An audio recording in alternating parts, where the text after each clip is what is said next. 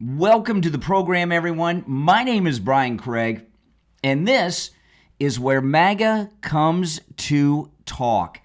Welcome. So, Zohran Mamdani won the mayor's race, and there were some Democrat victories last night. And I love these commentators and these liberals. They're celebrating Democrat victories in blue cities and states. I mean, shocker. Wow. So they beat themselves? I mean, I don't understand why this is something they're getting so excited. We beat ourselves! We won in the Democrat areas! Wow, gee whiz. Oh, what a bunch of desperate people, desperate for a victory. However, Zohran Mamdani, Comrade Zohran, his victory speech is frightening. In fact, I will tell you, this is the most frightening speech I've ever heard a politician give, ever, I think, maybe in history. The only one second to this is the Gates from Hell speech of Joe Biden in Philadelphia during the Autopin regime. You want to talk about two-face. His entire personality changed after he didn't need the votes anymore. We got to see what Mamdani was really like, and he is a dangerous monster, as you're going to hear. I am going to play his entire victory speech in just a moment. We're going to go through it. We'll talk about it. It is scary as can be, and we're getting to see, oh, that smile is fake. You know what I would compare it to? You ever known someone... This usually happens with women, right? They got a husband or a boyfriend. It's usually a husband. He's nasty. He's nasty. He's verbally abusive. He may be even physically abusive. He's rude to her. He does all kinds of terrible things. And when you talk to her, she talks about when we were dating, he bought me roses and took me on hot air balloon rides, and we ran through the rain. And then as soon as we got married, he turned into this monster. That's Zohran. Comrade Zohran. And so let's go through it. We will take your calls. If you'd like to call in, the number is pinned in the live stream. I'll tell you this. Comrade Zohran and the Democrat Party gave President Trump and the MAGA movement a great gift. They really, truly did. So let's go through it.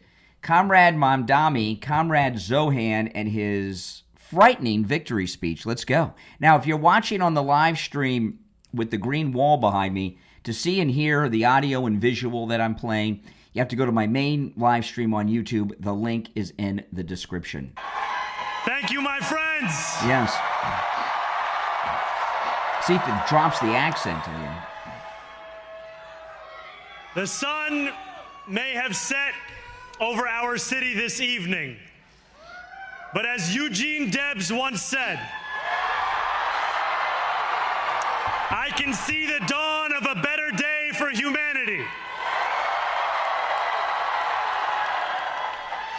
For as long as we can remember, the working people of New York... And by the way, Eugene Debs is he's quoting a well-known socialist communist. ...have been told by the wealthy and the well-connected that power does not belong in their hands.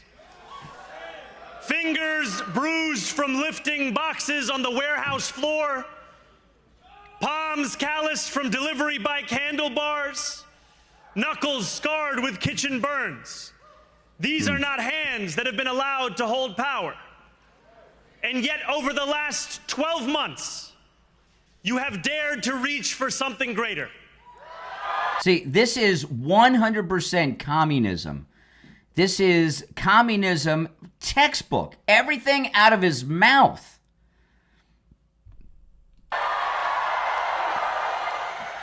Tonight, against all odds, we have grasped it. The future is in our hands. My friends, we have toppled a political dynasty. See, what he's saying here is the communist revolution has been successful in New York City. That's exactly what he's saying. The communist revolution has been successful. Done with this democratic socialism lie.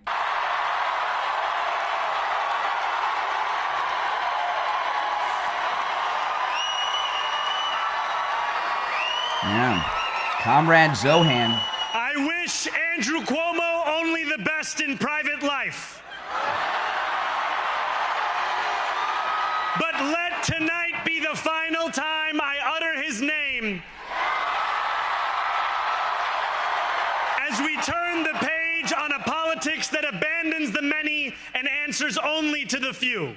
Wow. You know, talk about not only is this he starts by quoting a socialist commie, but I've never heard such an ungracious concession speech about the opponent before. This is the last time I will utter his name. The people have risen.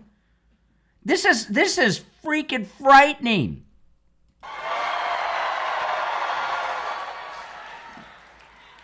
New York, tonight you have delivered a mandate for change, a mandate for a new kind of politics, a mandate for a city we can afford, and a mandate for a government that delivers exactly that. On January 1st, I will be sworn in as the mayor of New York City. Think about this. Just a few months shy of 25 years since 9/11, the mayor is going to be sworn in on a Quran.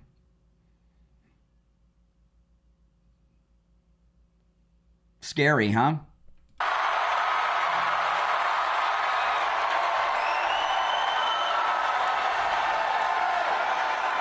And that is because of you. So before I say anything else, I must say this. Thank you.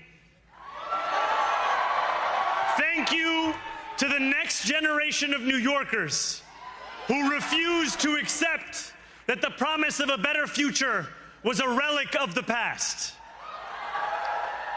You showed that when politics speaks to you without condescension, we can usher in a new era of leadership.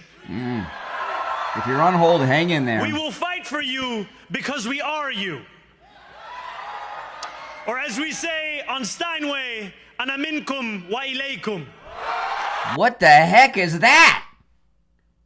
What kind of that's not some New York slang. What did he say? You showed that when politics speaks to you without condescension, we can usher in a new era of leadership. We will fight for you because we are you.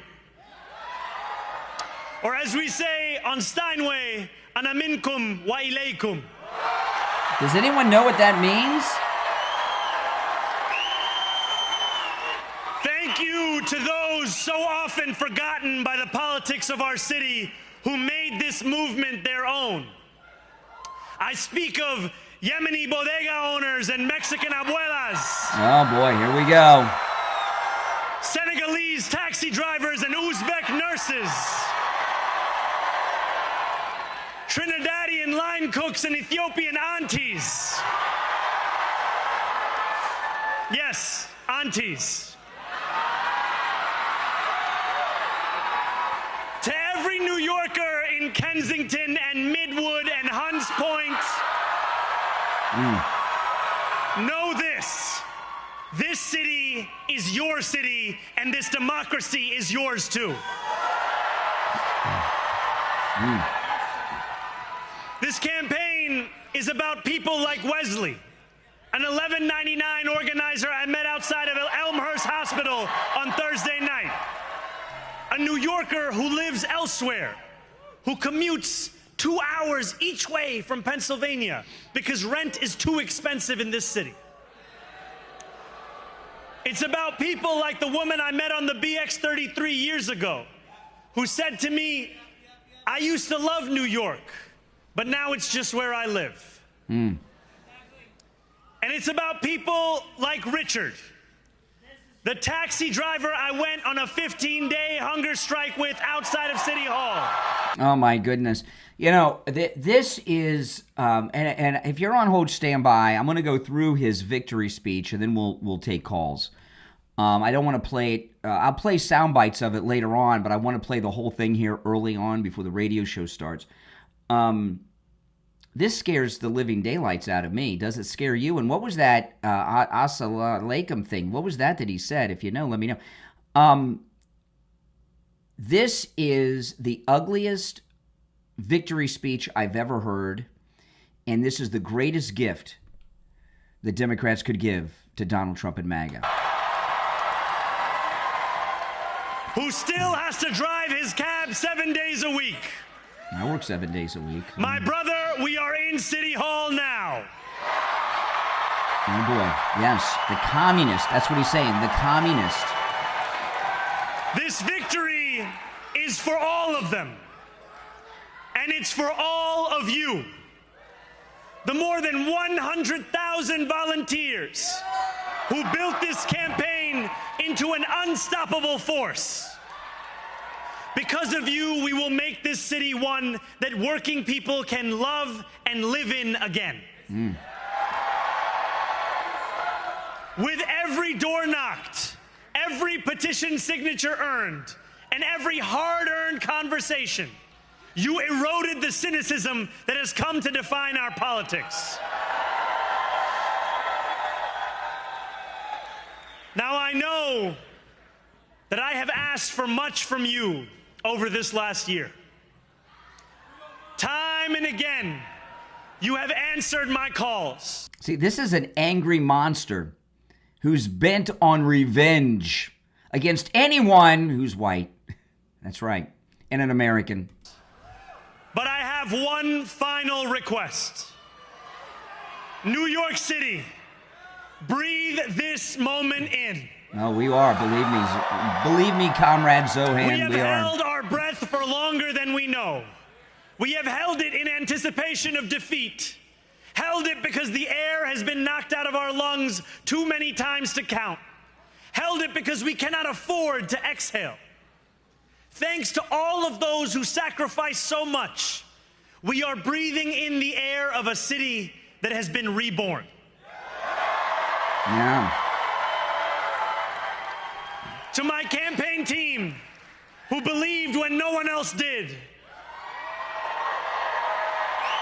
and who took an electoral project and turned it into so much more. Electoral? I will never be able to express the depth of my gratitude. You can sleep now. To my parents, Mama and Baba. Baba. Never heard that one before. You have made me into the man I am today. I am so proud to be your son. And to my incredible wife, Rama. Oh, there goes the accent. You see the accent slip there. Hayati. Hayati. There is no one I would rather have by my side in this moment and in every moment. To every New Yorker, whether you voted for me, for one of my opponents, or felt too disappointed by politics to vote at all, thank you for the opportunity to prove myself worthy of your trust. I will wake each morning with a singular purpose: to make this city better for you than it was the day before. Oh, yeah. There are many who thought this day would never come, who feared that we would be condemned only to a future of less, with every election consigning us simply to more of the same. I'm sorry. I rewound it by accident. I got to hold on a second here. I got to fast forward a little bit. I want to play the entire speech before the radio show just in sound bites, because I think most people haven't heard the whole speech. And you really have got to hear, if you're on hold, stand by. You've got to hear the entire speech. I'll play sound bites later to capture this scary, frightening, full-blown red commie that Comrade Zohan is. And his mission is to destroy New York and enact revenge. Today is too cruel for the flame of hope to still burn. New York, we have answered those fears. Tonight we have spoken in a clear voice. Hope is alive. Hope is a decision that tens of thousands of New Yorkers made day after day, volunteer shift after volunteer shift, despite attack ad after attack ad. More than 1 million of us stood in our churches, in gymnasiums, in community centers, as we filled in the ledger of democracy. And while we cast our ballots alone, we chose hope together. Hope over tyranny. Hope over big money and small ideas. Hope over despair. We won because New Yorkers allowed themselves to hope that the impossible could be made possible. And we won because we insisted that no longer would politics be something that is done to us. Now it is something that we do.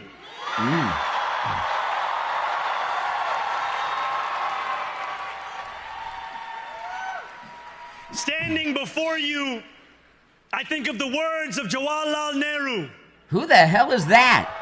A moment comes but rarely. Who are all these people he's quoting? Who? Let me see if I don't even know how to spell that to look it up. Now it is something that we do.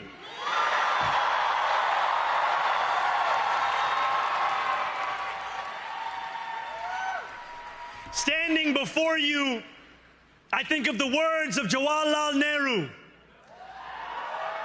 A moment comes but rarely in history when we step out from the old to the new, when an age ends and when the soul of a nation long suppressed finds utterance. Tonight we have stepped out from the old into the new. I don't know who these people are. So let us speak now with quoting. clarity and conviction that cannot be misunderstood about what this new age will deliver and for whom. This will be an age where New Yorkers expect from their leaders a bold vision of what we will achieve, rather than a list of excuses for what we are too timid to attempt. Central to that vision will be the most ambitious agenda to tackle the cost of living crisis that this city has seen since the days of Fiorella LaGuardia.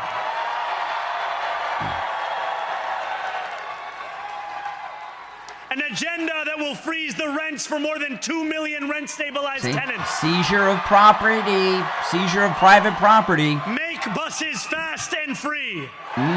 Fast and free. And deliver universal child care across our city. Oh my goodness. Communism 101 right here. Mao's little red book. Years from now, may our only regret be that this day took so long to come. Yeah, the communist revolution. This new age will be one of relentless improvement. We will hire thousands more teachers. Hire thousands more teachers? We will cut waste from a bloated bureaucracy. Grammar.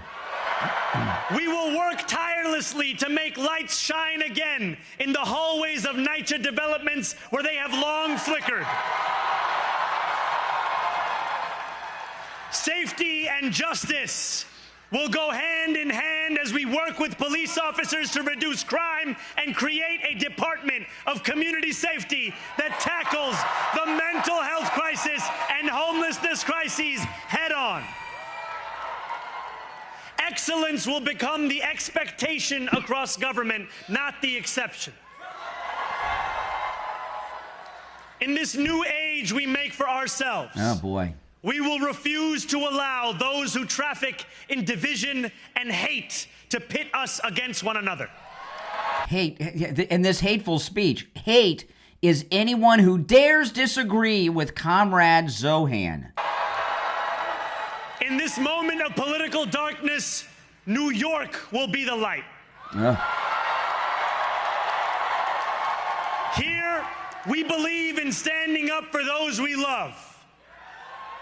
Whether you are an immigrant, a member of the trans community, one of the many black women that Donald Trump has fired from a federal job,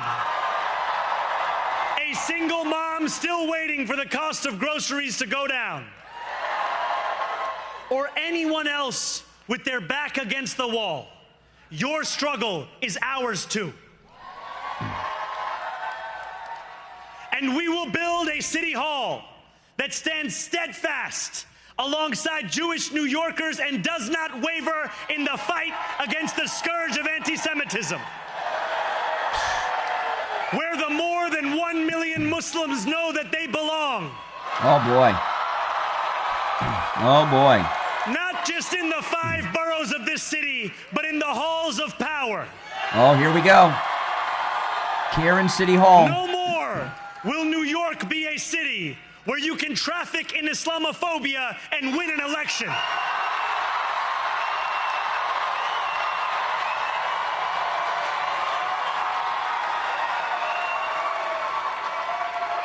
This new age will be defined by a competence and a compassion that have too long been placed at odds with one another.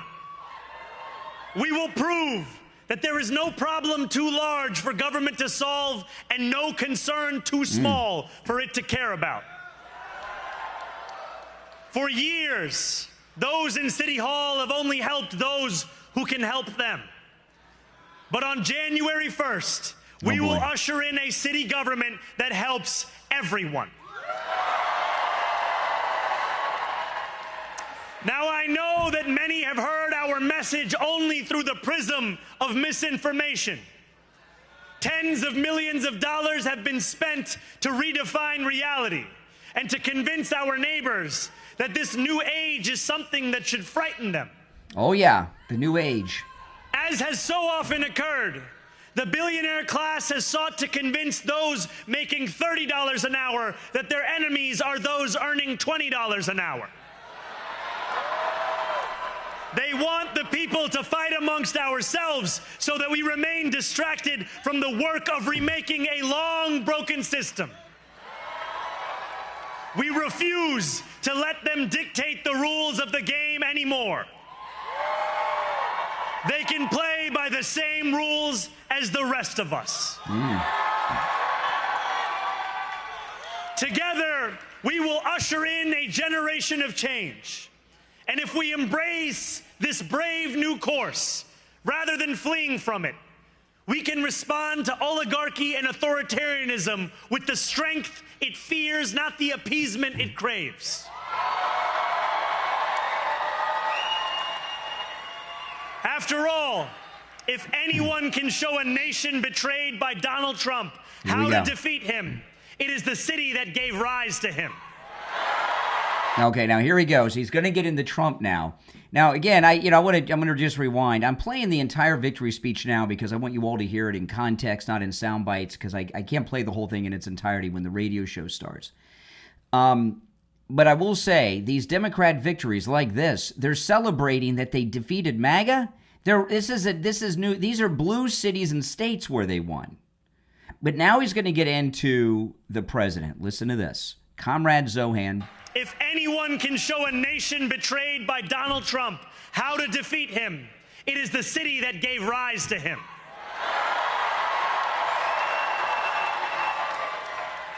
And if there is any way to terrify a despot, it is by dismantling the very conditions that allowed him to accumulate power. See that? So this is textbook Marxism, textbook communism. He's talking about seizing private property and business. That's what he's talking about here. Oh, my goodness. Boy, the real Mamdani, the real Zohran, just came out of the closet last night. Terrify a despot, it is by dismantling the very conditions that allowed him to accumulate power. This is not only how we stop Trump, it's how we stop the next one. Wow. So, Donald Trump, since I know you're watching, I have 4 words for you. Turn the volume up.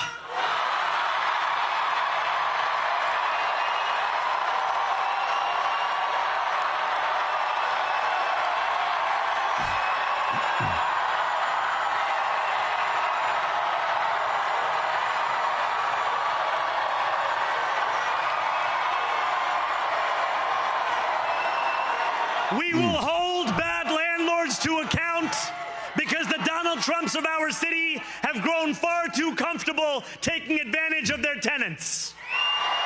Wow. Seizure of private property again. To the culture of corruption that has allowed billionaires like Trump to evade taxation and exploit tax breaks. See, millionaires are good because he's a millionaire. We will stand alongside unions and expand labor protections because we know, just as Donald Trump does, that when working people have ironclad rights, the bosses who seek to extort them become very small indeed. Boy, oh boy. New York will remain a city of immigrants, a city built by immigrants, powered by immigrants, and as of tonight, led by an immigrant. Hear the anger? Led by an immigrant, you Americans, you! Arr. Boy, oh boy. The real Mamdani. So hear me, The smile's President fake. Trump, when I say this. To get to any of us, you will have to get through all of us. So he's talking about a resistance to the ICE deportations of the illegals. He's talking about an insurrection against the federal government of the United States. He's talking about a When we enter City insurrection, Hall no in doubt. 58 days, Oh. expectations will be high. not We really. will meet them. A great New Yorker once said that while you campaign in poetry, you govern in prose. If that must be true, let the prose we write still rhyme, and let us build a shining city for all. And we must chart a new path, as bold as the one we have already traveled. After all, the conventional wisdom would tell you that I am far from the perfect candidate. I am young, despite my best efforts to grow older. I am Muslim. Oh boy. I am a democratic socialist. Oh boy. And most damning of all, I refuse to apologize for any of this. And yet, if tonight teaches us anything, it is that convention has held us back. We have bowed at the altar of caution, and we have paid a mighty price. Too many working people cannot recognize themselves in our party. And too many among us have turned to the right for answers to why they've been left behind. We will leave mediocrity in our past. No longer will we have to open a history book for proof that Democrats can dare to be great. Our greatness will be anything but abstract. It will be felt by every rent-stabilized tenant who wakes up on the first of every month. Knowing the amount they're going to pay hasn't soared since the month before. It will be felt by each grandparent who can afford to stay in the home they have worked for, and whose grandchildren live nearby because the cost of childcare didn't send them to Long Island. It will be felt by the single mother who is safe on her commute and whose bus runs fast enough that she doesn't have to rush school drop-off to make it to work on time. And it will be felt when New Yorkers open their newspapers in the morning and read headlines of success, not scandal. Most of all, it will be felt by each New Yorker when the city they love finally loves them back. Together, New York, we're going to freeze the... Together, New York, we're going to make buses fast and... Together, New York, we're going to deliver universal... Let the words we've spoken together, the dreams we've dreamt together, become the agenda we deliver together.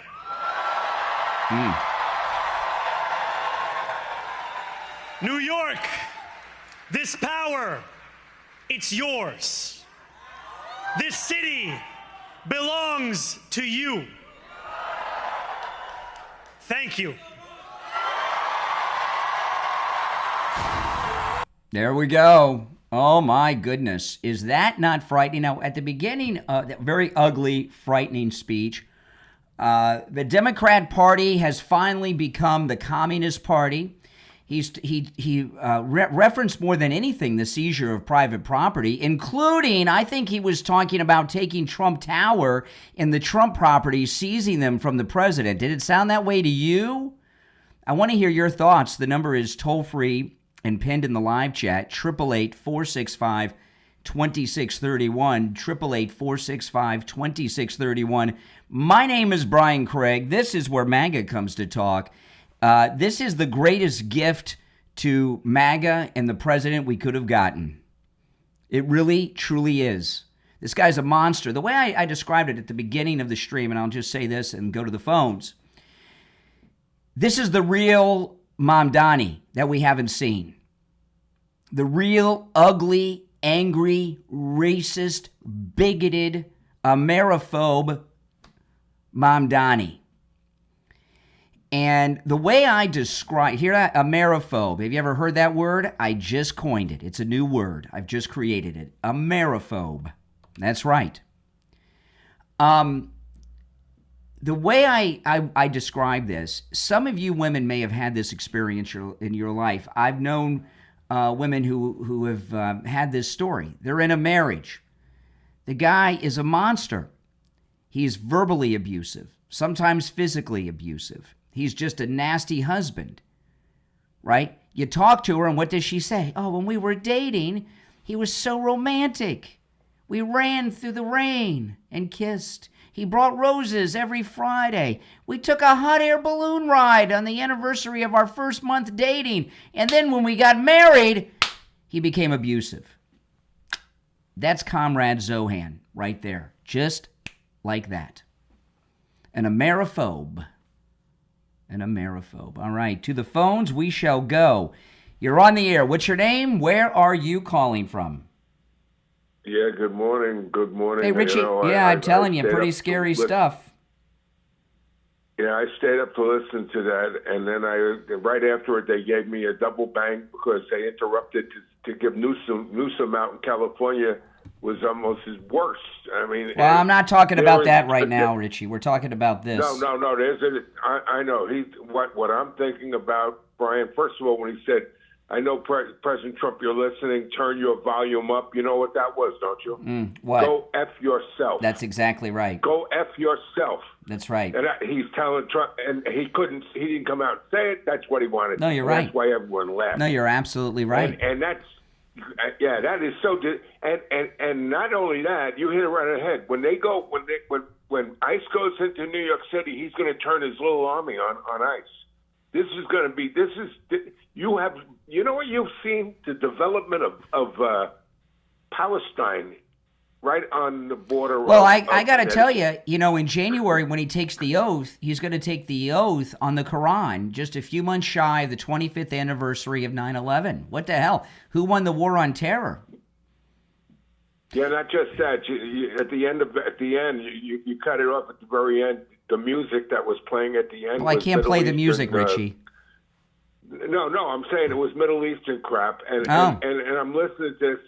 Brian, I'm in total. The names that he named. Newsmax said that a couple of them were commies. One of the first one I know is a communist. Okay, was the first quote. The other ones, I mean, I'm a pretty well-read and educated person. Some of these references and things he was using, I didn't quite get. But I'll tell you this: he came out of the closet as what he really, big time. See, this is a mama's boy. And mommy and daddy have and now for the first time, he's a man. He's the mayor. So you've got this mama's boy who's the big man on campus all of a sudden. and we're seeing what's inside of him, an ugliness. Yeah, Fidel Castro, when he came up, Fidel Castro said America. We're going to change Cuba. The revolution against America, the Yankee imperialists. Well, here you got a guy that's saying to all of America, the Muslims and the immigrants have taken over the city, and what he's talking about is he's talking about a few things. He's talking about the seizure of private property, and he's talking about the segregation of Americans, in particular white Americans. He's talking about segregating them. You no longer have a voice or a role or a place here. Very angry speech. I've never heard anything like in my life. He might as well have had a mustache under his nose, like a little Hitler. This is worse than Castro's speech. This is worse than Castro's speech. I'll tell you why. One, Castro was in Cuba, not here. Two, Castro said it in Spanish. He said it in English. Right? You understand what I mean? Yeah. So I mean, this is a great gift because the Democrat Party no longer exists. It's officially that he's the leader of the party. And it's the Democratic Socialist Party, which is a code word for communist. Everything he talked about was communism. And he's talking about seizing President Trump's properties in New York City. We're going to take away the means to do this. That's Trump Tower, his building down there at Wall Street, and everything else. Yeah, you're never going to have people that are, in other words, corporations are not welcome there. It's going to be communism. You remember Castro took away... And they're not worried about this exodus because they're going to have Muslims from around the world emigrate to New York. The money is going to flow from the Middle East. Yeah. The money, he's not worried about the money. People haven't gotten that yet. Well, Richie, I'm going to move on. You can call back in later, but I'm going to move on and take some other calls. But let's go. You're on the air. What's your name? Where are you calling from? This is Mike from Louisiana. Hey, Mike. You know what he did in that speech? Also, he took a shot at Ronald Reagan by using this shining city line, right? Yeah. And what's Ronald Reagan famous for? Shining city on the hill. Fighting communism. Yeah, that's right. Fighting communism. Fighting communism. And by the way, that guy Nehru, he's a former, that he mentioned in his speech, he's a former prime minister of India. Also, guess what? A socialist communist. Yeah. Yeah. So everybody he quoted in that speech was a socialist communist. There you go. Appreciate the call, Mike. Yeah, pretty scary stuff. Hold on, let me answer some of these calls. All right, you're on the air. What's your name? Where are you calling from? What's your name? Where are you calling from? Hello, good morning. Yeah. Yes. Hi, what? Nathan. Yeah. What's on your mind?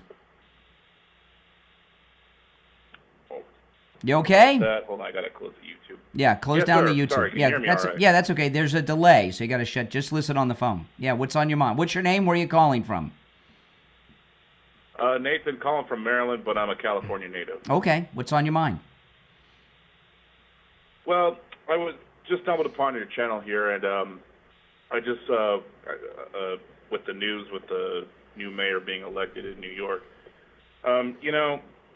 I just got to say that I'm going to sound a little bit like black pill here almost, but, a couple months ago, I think it was a month or two ago, Patrick Bet-David was discussing about, this happening if he got elected, and fortunately he did. And so he basically just said, it's best just to let it fall. Let it happen. Let the New Yorkers who voted this guy in make their bed. Now they got to lay in it. And if it ends up looking like London, so be it. Well, because, yeah, I mean, New York, I'm not shocked at this. I'm not shocked either. They're celebrating a victory in a Democrat enclave. This is not a defeat of MAGA, and what they've done is they've energized us for the midterms because that speech last night, when we got to see the true ugly Mamdani, what Comrade Zohan's true personality is like, is going to get worse. The way I described it to the last caller, Mamdani has done nothing in his whole life. He's a mama's boy who's been fed soy milk by mommy and daddy, and he's been under their thumb and their money control and everything else. Now he's the mayor. He's the big man. And you're seeing a very angry man who's got mommy and daddy issues, racial issues. He's an Ameriphobe. He hates Americans. and he is on a rampage. That was one of the ugliest speeches I think anyone has ever given in a victory speech in the history of the United States. I've never heard anything like that before. Yeah, it's very socialist. It's a very communist way of how it is, and you know, and I've been dealing with this because I've never really brought this up with anybody because no one really ever talks about it. How, you know, everyone is saying, you know, like, oh, you gotta, you know, fight the fascists. You gotta fight fascism and fascism around every corner. You know, look under your hood and there's one hiding in there somewhere. Mm-hmm. Well, you know, no one ever seems to bring up that we got a commie issue in this country. It just seems to always never get brought up, or, you know, no one ever says, oh, we got to fight communism. The communists are in this country. Well, President Trump is, no one ever and he's called him out as a communist. I know, I understand that. Yeah, and I understand that. Yeah. I know he is, but for everybody else, like, you never really hear it. Like, at least from our side, the conservative side, no one is ever saying, oh, we got to go. Communism is a big issue. Everyone says, like, socialism or something like that. But, you know, we see Antifa, we see all these people waving, you know, commie flags, you know, hammer and sickles and all that stuff. And it's like, we never really, you know, go out there just like how the left goes out saying, oh, Nazis everywhere. We got to start going out and saying, there's communists everywhere. There are. And one just got elected. Saying like, yeah. sorry. Yeah, you're right. Yeah, and you know, and we got to start calling it out, you know. Absolutely. And, what's his face from the 1950s? I forget his name. The guy who was going after them. I'm drawing a blank on his name, but the congressman who was going after them back during the Red Scare in America. You know, that guy was right. You know, he found that there was communists hidden in the government. They've been hidden in Hollywood. They've been here ever since. And, you know, we got to start calling that out because, and that's something that seems to be very acceptable. They always like to say, oh, well, you know, fascists are the bad, you know, and, you know, they are. All right? You know, you're talking about Joe McCarthy. Joe McCarthy was right, okay, and he was right from day one. He's been maligned by historians like President Nixon's been maligned. However, this is a great wake-up call. And what Mamdani is going to do, Comrade Zohran here is going to do, is push people more towards MAGA. Just like when they shot the president in Butler. There are going to be millions of people red-pilled. And one thing you're going to notice, you're not going to hear MAGA people upset today. MAGA people, you know, screw New York. They did this to themselves. They deserve it. Suffer. Exactly. You know, exactly. But some of the things that are very concerning, he's talking about an insurrection against the federal government. He's talking about fighting ICE. He's talking about not just rent control property seizure. He made a reference that sounded as if he wants to seize President Trump's New York properties. I mean, this is, we got a very dangerous man in Comrade Zohran. I'm not kidding. This is a very dangerous guy. Now, people may say, well, he doesn't have the authority to do that. He doesn't know that, and he's going to bring in revolutionary people to run all the agencies who are going to attempt to do what you say he's not allowed to do. And they don't care. They answer to somebody else, not us. They'll bring in the useful idiots in full force. Well, they'll bring in CARE. They'll bring in CARE, people like that, you know, Council of American Islamic Relations. Listen, you just found me. Welcome to my program, and make sure you subscribe, okay? Already did, sir, and, you know, I just had to bring that up. You're right on the money. You got to start calling these commies out, and you know, because it's enough of this fascist bullcrap, because it's like, apparently loving your country and being conservative and, you know, having. Listen, I'm up against the clock, so I got to run. I got to run because I'm up against the clock. All right, no, take care. Okay, take care. We're going to switch over to the radio quickly, shortly. If you're on hold, stand by. We're going to take a quick break. Are you looking for a gift that lasts a lifetime? One that's personal, powerful, and proudly American-made. At Back 40 Metalworks on Etsy, that's Works, W-O-R-X. They turn ideas into steel. Since 2010, Back 40 Metalworks has been crafting over 200 unique metal art designs, from wildlife and rustic decor to modern wall pieces and custom creations. With more than 30 years of experience working with metal, they know how to shape your vision into something extraordinary. Need a personalized welcome sign for your home? A company logo? A one-of-a-kind Christmas gift? Something for mom or dad on their day? Or any other day of the year? Every piece at Back 40 Metalworks is built to last, indoors or out, and every design tells a story, your story, in steel. Visit the shop online right now. Back40metalworks.etsy.com. That's WORX. And view the inventory. You will be impressed. Back40metalworks.etsy.com. They turn ideas into steel. All right, we're going to be live on the radio in 1 minute. So if you're on hold, stand by. I'm going to do an opening for the radio show and start taking your calls and talking about this. Pretty scary stuff, people, but that's okay. You know, we will overcome this. And you New Yorkers, stay the hell in New York. We don't want you in Florida. Look what you've done. Look what you've done. So, you know, don't abandon your city, you cowards. All right, we got 30 seconds. Stand by.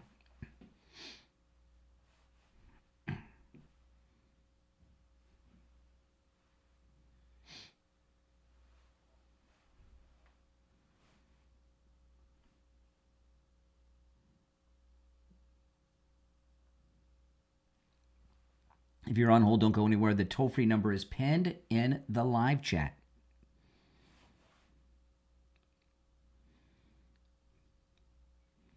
Welcome to the program, everyone. My name is Brian Craig. This is where MAGA comes to talk. You're listening to Florida's longest-running radio show, The Steve Kane Show, on the radio since 1977, celebrating 49 years on the radio.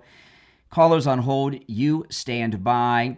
Mamdani, Comrade Zohran Mamdani won. And, first a message to New Yorkers who are talking about an exodus. You did this, stay there. We don't want you and your stupid decision-making that led to this in Florida, all right? So stay in New York. In the pre-show, for those that don't know, I start the show about 40 minutes to an hour early every day online on YouTube. So make sure you follow me on YouTube, Brian Craig Show on YouTube. I played in its entirety, from beginning to end, Zohran Mamdani's entire victory speech. I will play highlights and some of it throughout the show this morning. It is an entirely different Mamdani than we've seen before. This nice guy smile act is gone. He turned into the dictator instantly. He hasn't even taken the oath yet on the Quran, and he's turned into a different person. I shouldn't say he turned into a different person. I misspoke. We've seen the real Comrade Zohran right now. That speech that he gave last night was the most angry victory speech, I believe, given in the history of the United States by any politician who's won an election. I've never seen anything as angry as that. He talked throughout the entire speech about seizing property from private owners, and he even suggested that he was going to take President Trump's properties away from him. I'm going to go back a little bit. I'll play this speech as the show goes on in clips, but I want to play this part. So when he starts talking about President Trump, this is Comrade Zohran in his very angry victory speech. Oh, hold on, I got to turn up the volume. Here we go. We will usher in a generation of change. And if we embrace this brave new course, rather than fleeing from it, we can respond to oligarchy and authoritarianism with the strength it fears, not the appeasement it craves. After all, if anyone can show a nation betrayed by Donald Trump how to defeat him, it is the city that gave rise to him.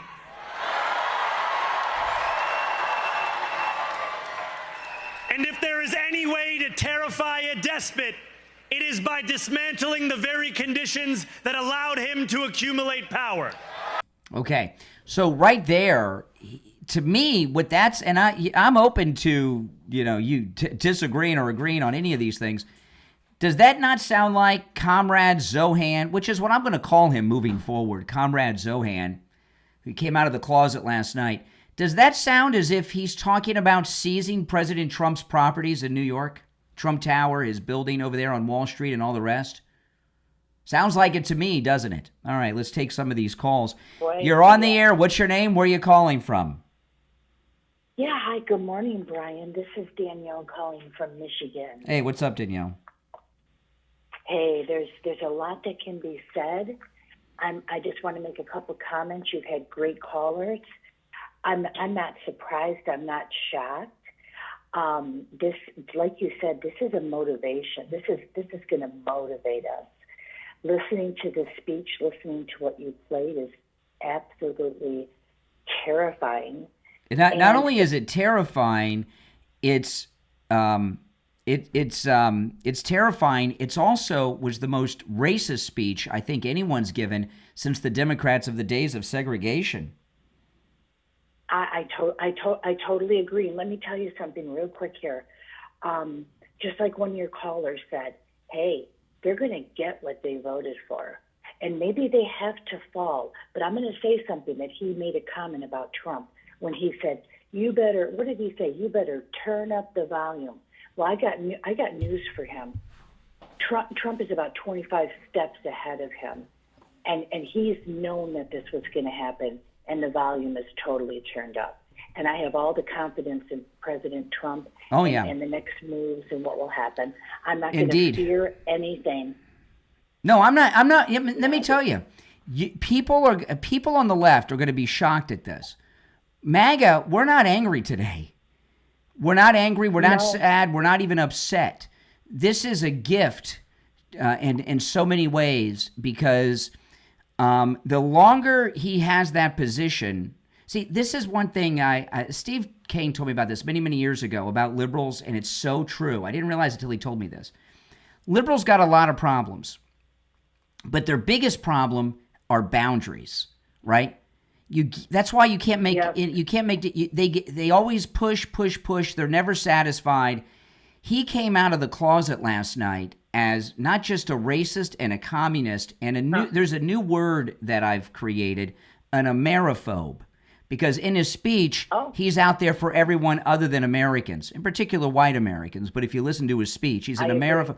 So, he's going to be more emboldened by that as time goes on. Let me just say this. The exposure and what this person is all about is going to be coming to the forefront, and all Americans are going to see.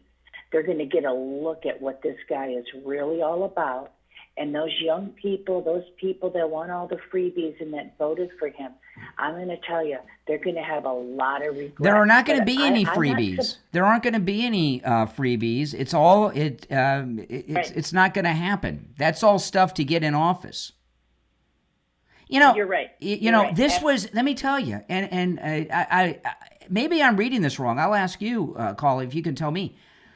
I think we've just saw the real Zohran. What we've seen before was a totally fake nice guy personality. He is an angry, racist American hater, and he came out full steam with that last night. I totally 100% agree. What is this, a new age? We're going to have a new age. This is alarming. This is an eye-opener. I want to ask you real quick, do you by chance know who won the mayoral race in Minneapolis? You know what? You should. I should know that. And I did. I was so engrossed into everything Comrade Zohran when I was doing my show prep. I will look during the break. I did not, or somebody knows, you can let me know and that you can give me the research. I didn't even bother to look. But all of the thing about these races last night, the Democrats didn't have victories. They won. They won in Democrat districts around Democrat cities and states around the country. They acted as if they defeated Trump or MAGA. These are blue cities and states. And President Trump didn't even campaign for any of the Republicans running in these offices. Yeah, I'm telling you, Brian, this is a beauty. This is all good. This is a gift. This is a beauty, and let me tell you, I wonder what Stefanik is going to do next year, perhaps to run against to come in and run against. In the latest polls, she's pulling ahead, Elise Stefanik. Yeah, this is. Yeah, all the listeners, everybody out there, do not be dismayed. Do not be discouraged. Do not be upset. Just like you said, this is a gift, and it's going to play out the way it's going to play out. Indeed. But we're going to be okay in the end. Indeed. All right. Yep. Thank you for your call. Great show. Thank You're you. welcome. Thank you. Bye-bye. If you're on hold, stand by.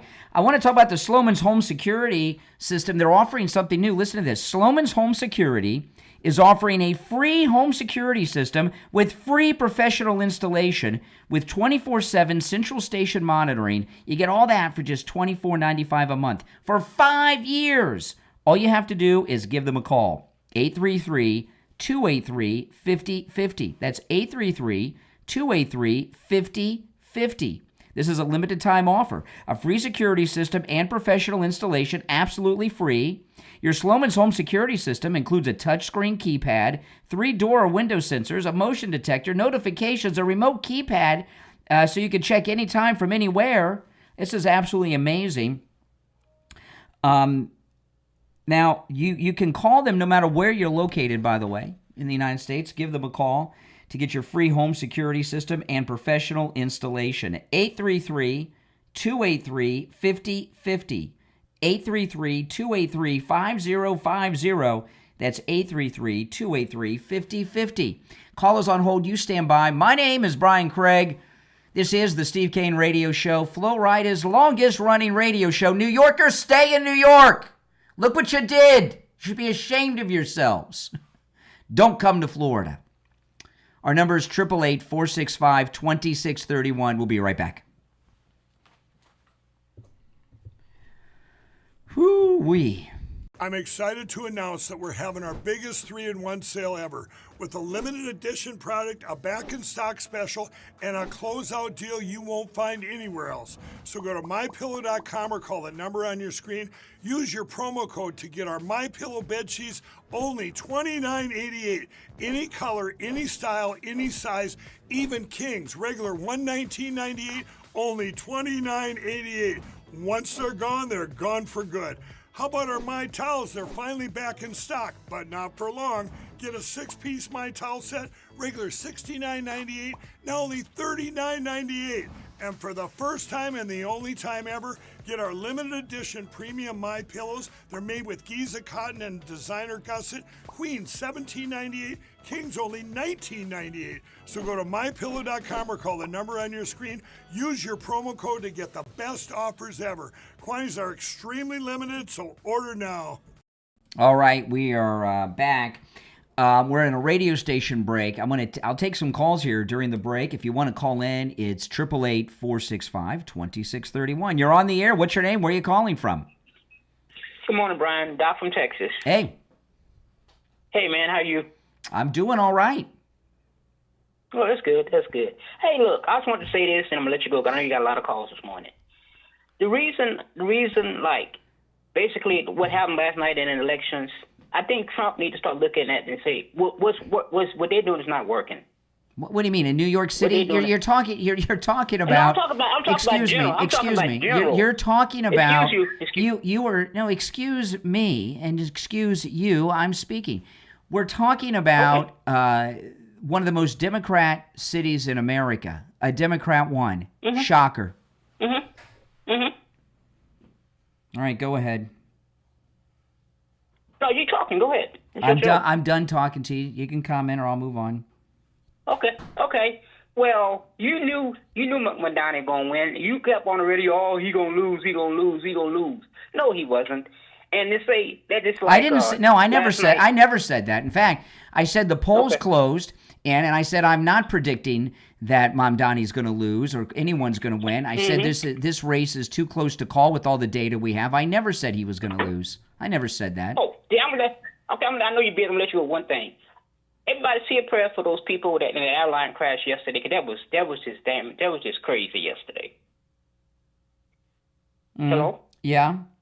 That was crazy. Did you understand what I just told you? Yeah. Okay. Okay. Well, All right. Take care. You're not saying much.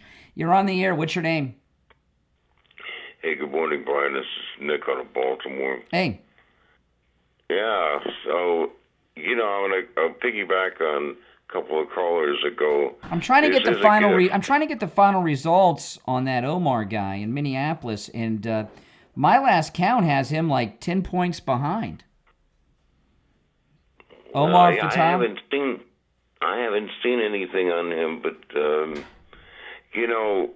this again, the Democrats always go too far. Now, this New York, well, it's really awful what's going to happen in New York. New York deserves it. They made their bed, and now they got to lie in it. Correct. And you are 100% right. Curtis Sliwa should have gotten the heck out. He screwed this up. Now, I don't know. Yeah. Now, the latest count, that he got, he didn't get enough of the vote that would have changed it.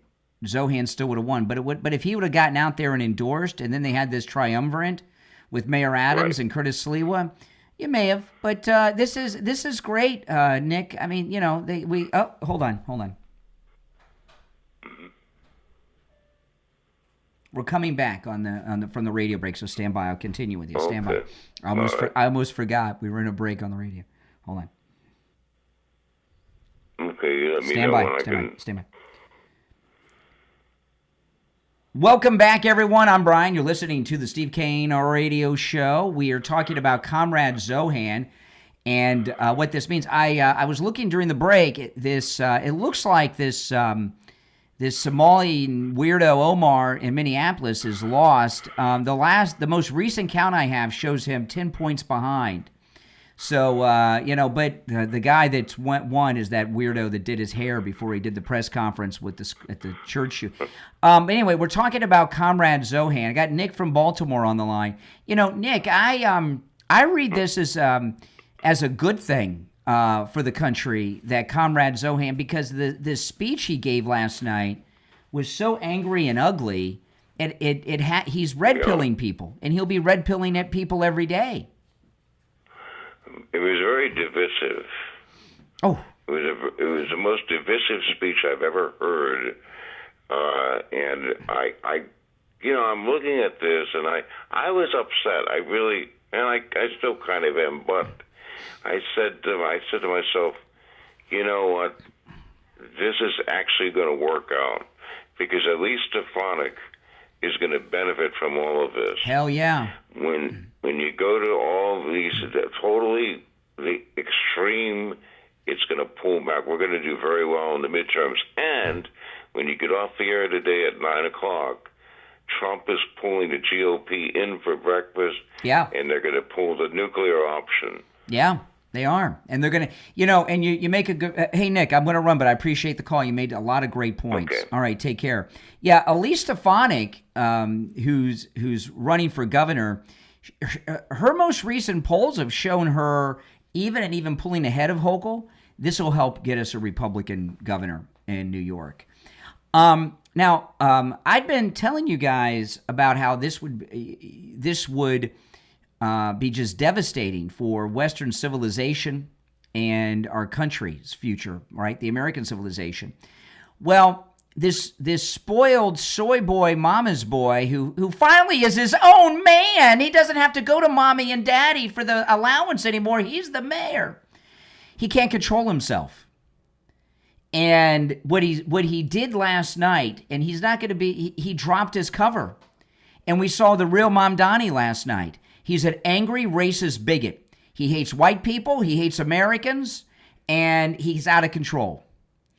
And because of that, he's exposed himself and broke his cover. And this nice guy act is out the window. Let's go.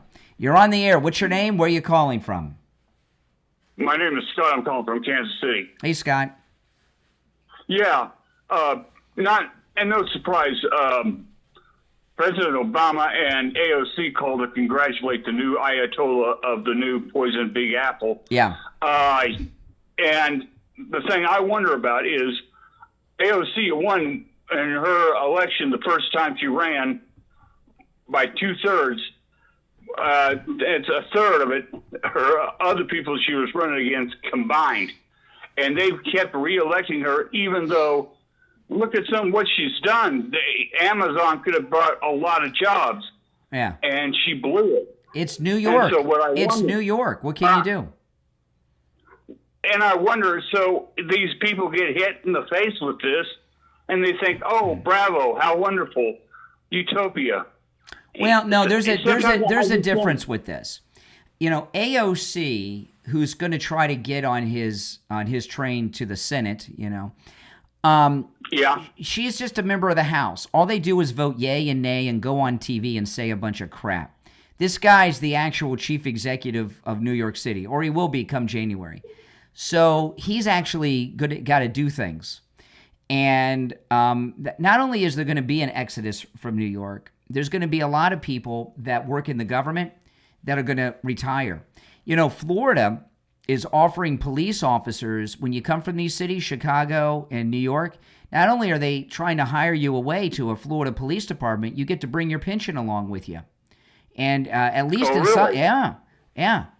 And in some instances, I believe this your rank and seniority as well. In some instances, so you know the people that run the mechanisms that keep the city going are going to leave.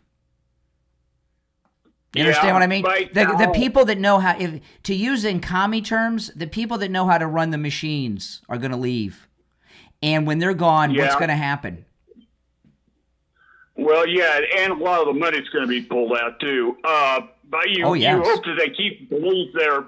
There are a lot of police in New York and other blue cities that were basically Ustazi. I mean, they are left, and they you know, it's not just their pension. They are party line followers. And we've got them here in Kansas City. And, you know, I'll tell you another thing. They're talking about the home values. I don't know, but we're going to see what's going to end up happening when people leave New York and they sell their homes, if they're allowed to, because he's talking about seizing homes. I mean, you know, there's going to be a mass Muslim move to New York City from around the world. Oh, yeah, I already figured that. It's going to be like Londonistan. I may never go to New York City again. I don't know if I'll ever go to New York City again in my life. Truth, I've only seen New York City with my own two eyes from the Jersey Shore. I never went over there. That's close enough. Yeah, I guess that's going to be close enough, and for a lifetime. Mm-hmm. Same thing with Chicago. I was only at O'Hare Airport, and that's as close as I want to get. That's all you need. Watch TV. Watch Chicago PD. All right. Okay. Watch good Chicago. morning. All right, you take care. If you're on hold, hang in there. This is McEnany last night talking about Comrade Zohan's victory. We are in uncharted waters with this Democratic Party, and I am not overstating this. It's a frightening prospect that as we sit here in New York City, $2.3 trillion is the size of this economy, 9% of the entire American economy, bigger than the economy of Canada, just in this city, could be setting out on a grand social experiment of socialism that has demonstrably failed in the Soviet Union and beyond. But let's try it here in 10% of the United States economy, putting aside the morality of the issue that I began with. Yeah. Is New York City 10% of the American economy? I can believe it. You got the major corporations are based out of there, Wall Street. Oh, absolutely. But how much of it really is based there with everybody doing remote work and stuff now? I don't know. All right, if you're on hold, hang in there. Our number is 888-465-2631, 888-465-2631. This may be the most important question I ask you today. Are you in pain? Why? Go see Dr. Philip Appleton and take advantage of his no-charge free consultation and let the great Dr. Appleton tell you what his robotic laser away pain treatment can do for you. You know, Dr. Appleton, when I went to him the 7 times that I've been suffering from pain, let me tell you, the pains I suffered from were god-awful. In particular, the shoulder. The first time I went in for a shoulder injury, took a fall, went in for a shoulder injury. Every time he rid me of pain, I was in pain, but this one was the worst. I was on the air that day, and I went right from the radio station to Dr. Appleton's office. Walk-ins are welcome. Appointments are not necessary. And I was on the air that day describing the pain. And the way I described it, it felt as if on the side of my shoulder, I was punched by Mike Tyson when he was the champ at 21. And in the front of my shoulder, it felt like someone had a steak knife inside my shoulder, cutting the muscle. It was in a pain so bad that I felt like I was going to pass out. I was in tears. I was in so much pain. I went to see Dr. Appleton. I went in, and I told him. I said, Doc, I'm going to need all your miracle working today, but I think I'm going to need surgery. Whatever I've done is just, it's so painful. He examined me. I was in so much pain, I almost fell to the floor because he when he examined me, he had to determine where the pain was coming from. He was able to find the spot on my shoulder where the pain was coming from, the exact spot. And that's where he focused in on with the robotic laser. But the robotic laser moves around, so it treated that spot, but also all the area around it, the top of my shoulder, the side of my shoulder, the back where my shoulder blade is, all the way around. And when I left his office, as I was walking out, I was already seeing relief. And I said, Doc, I'm already feeling better. He said, yeah. And I said, if I'd have gone to the orthopedics, they would have had the surgery scheduled by the end of the week. And I went back for the second treatment, and then boom, the pain gone, and it has not returned. That's my experience 7 times. And next time I take a fall or hurt myself or some arthritis develops somewhere else, I'll be right back in there. Give Dr. Appleton a call. Remember, the consultation's free. Appointments are not necessary. Walk-ins are welcome even on Saturdays. The laser treatment is completely painless. You don't even feel it when it happens. Dr. Appleton performs all the laser treatments himself. That's right. There's no shots, no injections, and no downtime. Here's the number, 954-973-0710. 954-973-0710. That's 954-973-0710. And online, AppletonCairo.com. We'll be right back. I'm excited to announce that we're having our biggest 3-in-1 sale ever with a limited edition product, a back-in-stock special, and a closeout deal you won't find anywhere else. So go to MyPillow.com or call the number on your screen. Use your promo code to get our MyPillow bed sheets only $29.88. Any color, any style, any size, even kings. Regular $119.98, only $29.88. Once they're gone for good. How about our My Towels? They're finally back in stock, but not for long. Get a 6-piece My Towel set, regular $69.98, now only $39.98. And for the first time and the only time ever, get our limited edition premium My Pillows. They're made with Giza cotton and designer gusset. Queens $17.98, Kings only $19.98. So go to mypillow.com or call the number on your screen. Use your promo code to get the best offers ever. Quantities are extremely limited, so order now. Are you looking for a gift that lasts a lifetime? One that's personal, powerful, and proudly American made. At Back 40 Metalworks on Etsy, that's Works, W-O-R-X. They turn ideas into steel. Since 2010, Back 40 Metalworks has been crafting over 200 unique metal art designs, from wildlife and rustic decor to modern wall pieces and custom creations. With more than 30 years of experience working with metal, they know how to shape your vision into something extraordinary. Need a personalized welcome sign for your home? A company logo? A one-of-a-kind Christmas gift? Something for mom or dad on their day? Or any other day of the year? Every piece at Back 40 Metalworks is built to last, indoors or out, and every design tells a story, your story, in steel. Visit the shop online right now, back40metalworks.etsy.com. That's W-O-R-X, and view the inventory. You will be impressed. Back 40 Metalworks.etsy.com. They turn ideas into steel. All right. Okay, if you're on hold, stand by. Let me see. By the way, Black 40 Metalworks, good conservative people. Their link is in the description of the episode. Okay. Okay, we got 2 minutes till we're back on the radio, so I'll take a call while we're in break. You're on the air. What's your name? Where are you calling from? Hey, Brian. It's Louise from Delaware. Hey, what's up, Delaware? Well, I want to tell you I appreciate your optimism, first of all, and I agree with you. But I did, after the votes came in last night, I was looking for you on YouTube, couldn't find you, so I was listening to another MAGA person, and at the time he was saying that only 30% of the New Yorkers came out to vote. And I think that's disgusting. What percentage? Can you believe what it? percentage? 30%, 30. Yeah. That's pretty bad. Yeah. That they didn't care enough to come out to vote. I guess not. I don't know. But this is this is a good thing. You know, no matter what happened, we were going to get. I mean, you know, Cuomo killed a lot of people, and he's a rabid liberal lunatic.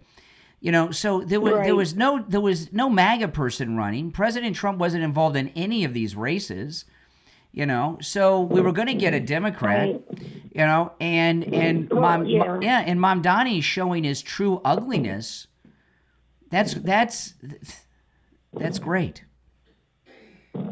Well, I just was shocked at that low percentage rate. Wow. And one last thing, I heard that JD's brother lost his election in Cincinnati. He did. Yeah, he did. All right, listen, we're coming back. We're coming back. I got to run. All right, thanks for the call. If you're on hold, stand by.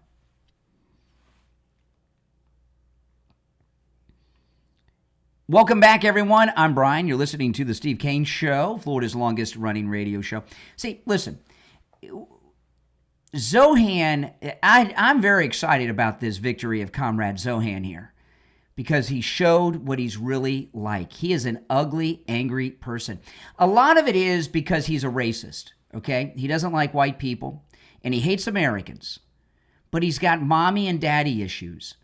You know, he's been living off of mommy and daddy his whole life, like Bernie Sanders did before he became mayor of that little town in Vermont. And for the first time in his life, he's the boss. He doesn't have to go to mommy and daddy. At least that's what he thinks. So he's got a lot of anger inside. He really needs therapy. But he's not going to go to therapy. His therapy is going to be, I'm the big man and I'm going to do it. And it's going to be a disaster. Listen, we were going to get a Democrat no matter what. It was either him or the man that killed thousands, Governor Cuomo. And looking at the, we couldn't predict the ugly, racist, communist speech last night. Who would have thought he would have come out of the closet like that? It was nuts. Right? Looking back, between him and Cuomo, I think Trump, MAGA, and our country are better off with this lunatic, Comrade Zohran. And the reason I think so is this. He's going to continue to be the way he was. He'll have some moments where he smiles again and all that crap.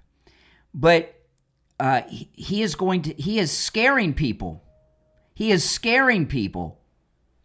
And when he takes that oath in January on the Quran, and we come around for the 25th anniversary of the Islamic attack on America on 9/11, and he's there, you know, and City Hall is going to be filled with people from CARE and others wearing funny clothes and saying in ways we don't understand and everything else. People are going to be scared for good reason, and that's going to red pill people. We got a good Republican, Stefanik, running for governor there. We got the midterms coming up.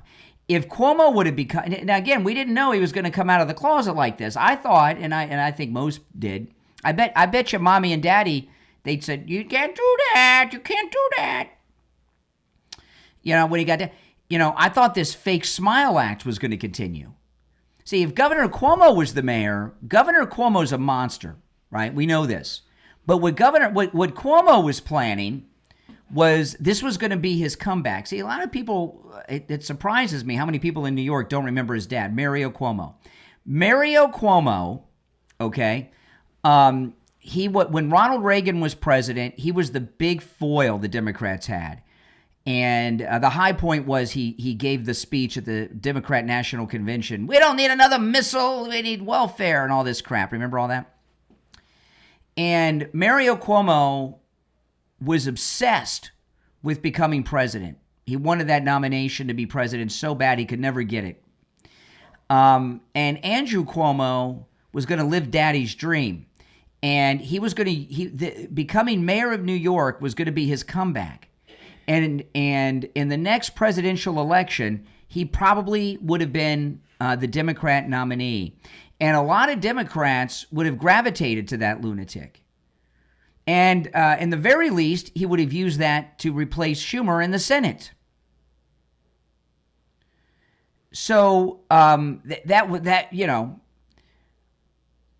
But Comrade Zohran here, he's, you know, while Cuomo would have been attracting people back to the Democrat Party, Comrade Zohran is a repellent. Not only are people not going to go back to the Democrat Party, they're going to flee the Democrat Party because they're scared now, because he's a monster. All right. Our number is 888-465-2631. 888-465-2631. You're on the air. What's your name? Where are you calling from? Hi, good morning, Brian. Chris from Pompano Beach. Hey, Chris. Just wanted to take it off speaker, okay? Yeah, no, I agree with you when you say that, you know, really it's going to help more than hurt. I mean, yeah, it's going to do some damage, but in the big picture, you know, because they've been trying to do things like turn America into New York or Chicago as it is. And so they're going to see again, it doesn't work. We don't need this socialism. You know, we were discussing it yesterday. You know, here you go. We're going to give you this. We're going to give you that. You know, just shooting off the mouth because obviously the majority of the people aren't rich. The majority of the people want freebies, handouts. Yeah. Sure, I'll take free bus rides. I'll take the money. Give me. You know, remember that whole thing with Obama? Obama money. Give me. None of that's going to happen. No. See, New York, the monies that he's talking about come from the state, not from the city, even though they have a city income tax. Okay? Right. And I'm telling you, this exodus from New York is going to come from the people that are running the city. What I mean is the senior people that are running the garbage pickup, the senior people at the police department, the senior people at the electrical company, all this stuff, right? When these people leave, the common man sitting around on their Twitch stream playing video games waiting for their free crap aren't going to know how to run things. It's going to turn the city into a slum. Exactly. And all these, again, I shouldn't say just the mayor of New York City, but you're right. A lot of this has to come from the governor, and much of it has to come from federal government. The best thing we can do with Comrade Zohran is leave him alone and let him do what it is he does. He'll self-destruct. Absolutely. He'll self-destruct. Just a young guy, just like your AOC as well. As soon as she stepped in office, she acted like she wanted to be president and run the she's not representing her. Yeah, but she doesn't run anything. Like a member. Exactly. Hold on, let me answer these phones. A member of Congress doesn't do anything. They vote yay and nay and present. When you're the mayor, you're in charge of things. You're a manager. You got to get things done. And if the leaders of the waterworks leave, what are you going to do? Bring some guy in from Dubai? That'll go over well. Does he know all the intricacies of the water department down there in New York City? I doubt it. You know, they could have power blackouts and water outages and garbage pickup. Crime's going to explode. The city could very well collapse.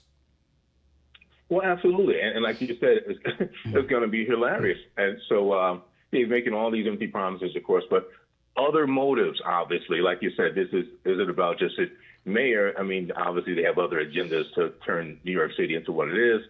And, you know, I really am all for not having these people in leadership positions. When I say these people who are foreign born, you know, so far you can't be president, but you can be whatever, a professor at the university. You can be a mayor. You can even be senator or governor, I guess, being born somewhere. I don't think we should do that, and I think we should also have term limits in the Senate so we don't get Schumers for 30 years. But, yeah, we've got to, before this country falls. I mean, I don't know what these liberals are thinking about. Well, I know they're thinking about freebies, whatever. But it all sounds great, doesn't it? Free stuff, but they don't have. You know, if he were the president, God forbid, there's ways to cover it because they make money. They actually make it. They have machines that make it, right? The city of New York does not have that. A city, especially the size of New York, the things he's talking about, are almost like welfare recipients of the state and federal government. And without the state and federal government, they got really no money. And they're going to find out quickly, those that voted for him, that it was all smoke and mirrors. But yes, and now you're right, because when I fly home to White Plains, sometimes I go into the city and I do some things. I'm going to avoid that. I'm just going to go straight into White Plains, not go into the city. And don't go to New York. Don't go to, especially if you're white. Don't go to New York. It's not safe. All right. Hey, appreciate the call, Chris. Take care, man. If you're on hold, stand by. I want to talk about George Colony, our newest sponsor here on the Steve Kane Show. You know, George Colony, when you listen to his recorded commercial, he asks a very good question. He says, people ask him all the time, when's the right time to buy or sell real estate? And his response is a beautiful response. He says, the answer is simple. It's always a good time if you've got the right advice. And that's what you're going to get for George Colony. He has over 6 decades of experience, that's right, in the real estate industry. He's been involved in real estate transactions, both buying and selling over $5 billion worth of them. And he's founded an 8-figure business. He understands real estate. He's been involved in major transactions, and he understands money. The biggest financial decision most people will make, that's a multi-generational financial decision, is the purchase of the home or the selling of a home. And you don't want to take advice from a real estate agent that, took some course online. Now all of a sudden they're giving you this financial advice. You want to talk to George Colony. He's a businessman who understands everything about it. By the way, he handles every type of real estate transaction, buying, selling, residential, commercial, businesses, whatever it is, tenant representation, he does it all. And we met George Colony through Tom Laporta at Laporta Roofing. Give George Colony a call or text. This number rings directly to his cell phone, 954-801-7320. 954-801-7320. That's 954-801-7320. We'll be right back. All right, I'll take some calls during the radio break. You're on the air. What's your name? Where are you calling from? You're on the air. What's your name? Where are you calling from? Brian? Yeah, it's you. What's up? Hey, Mark from Jupiter. Hey, sorry, Mark from Jupiter. My fault. Hey, what's up? Hey, listen, you better get George on the line, the guy you were just advertising for. What a great time to buy real estate in South Florida. You don't think you don't think he didn't think it was a coincidence we had this great real estate businessman come on right as this was happening, do you? You think that's a coincidence? For that. No way. This is going to be an amazing time. As long as, like we know, right, you don't bring the politics with you. But let me tell you something. Here goes the next real estate boom. We thought COVID was wild. Here it comes. Oh, yeah. They're coming. Oh, yeah.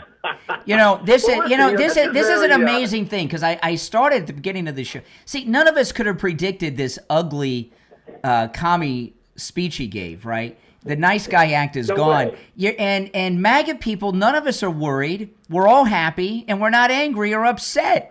And Democrats, they don't understand this. I don't think they can understand why we know that he is going to he's a political commercial for our midterms. He's going to take us to victory, Comrade Zohan. That's very right. It's Reagan-esque, right? I mean, we had Jimmy Carter, and we were just rotting on the vine. High gas prices. I remember being in my mother's Volkswagen, those vinyl seats while she smoked her Territons, and waiting in line for gas. And yes, what did that bring? It brought Reagan. So that's right. You know what, New York, a new day is coming. Just hang in there. And you know what? The last Muslim socialist we had, Barack Obama, resulted in Trump coming down the escalator. Exactly. I was going to say that too. This is very reminiscent of that, although not on such a grand scale. I mean, he's a very light version, if any, of Barack Obama. But I'll tell you what, good times are coming. That's right. All right. Take care. Appreciate the call. All right, you take care. If you're watching on the live stream with the green wall behind me, to see and hear all the video and audio that I play, you've got to go to my main stream on YouTube, and the link to that is in the description of the video, all right? Let me play this. This is a clip of Scott Jennings on CNN last night talking about the the victory of Comrade Zohan. That compliments your guy. He's the greatest actor you have. You know, he turned himself into a hood ornament for the poor and the downtrodden. He's a rich kid who is a great actor.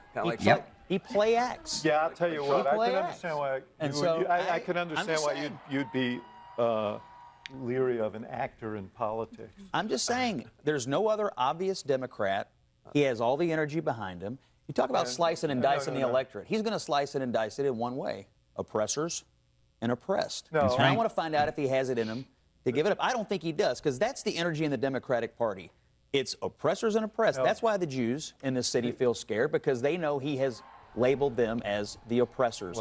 That's why people who create jobs in New York City are leery, because he labels them the oppressors. That is the worldview of the energy of this campaign, and it's also the worldview of the energy of Democratic primaries across this country. That's right. That's right. Yeah. Newsbusters, by the way, is a great conservative news source. If you guys don't go to news, it's newsbusters.org.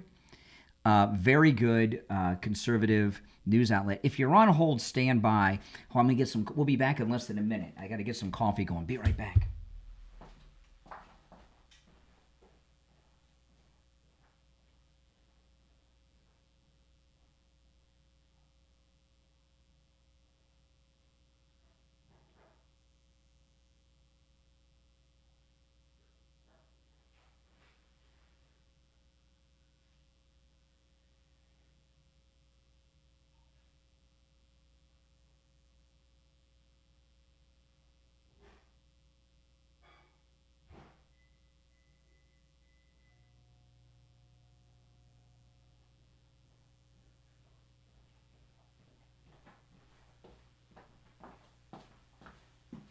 All right, we are back. I'm Brian Craig. You're listening to Florida's longest-running radio show, The Steve Kane Show, on the radio since 1977, celebrating 49 years on the radio. All right, let's go to the phones.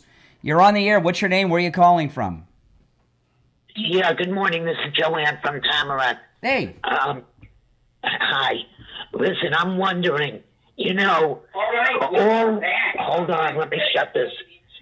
All of our immigrants. What do you mean shut this? That's me you're shutting down. Don't you have to, you can say the way you, let me shut this down. Let me shut this down. I'm going to open it when I get off the phone. Yeah, that's okay. Yeah, go ahead. I'm wondering, I'm thinking about all of our great immigrants that came over here through Ellis Island, seeing the Statue of Liberty in the late 1800s. I'm wondering if this guy is going to have shiploads of Muslims coming across the Atlantic Ocean and landing at the New York harbors. Where is he going to get all these Muslims to fill up? They don't. Well, first of all, she said ship with a P, by the way. They don't have to go. They don't need ships. They can just drive there from Dearborn, Michigan.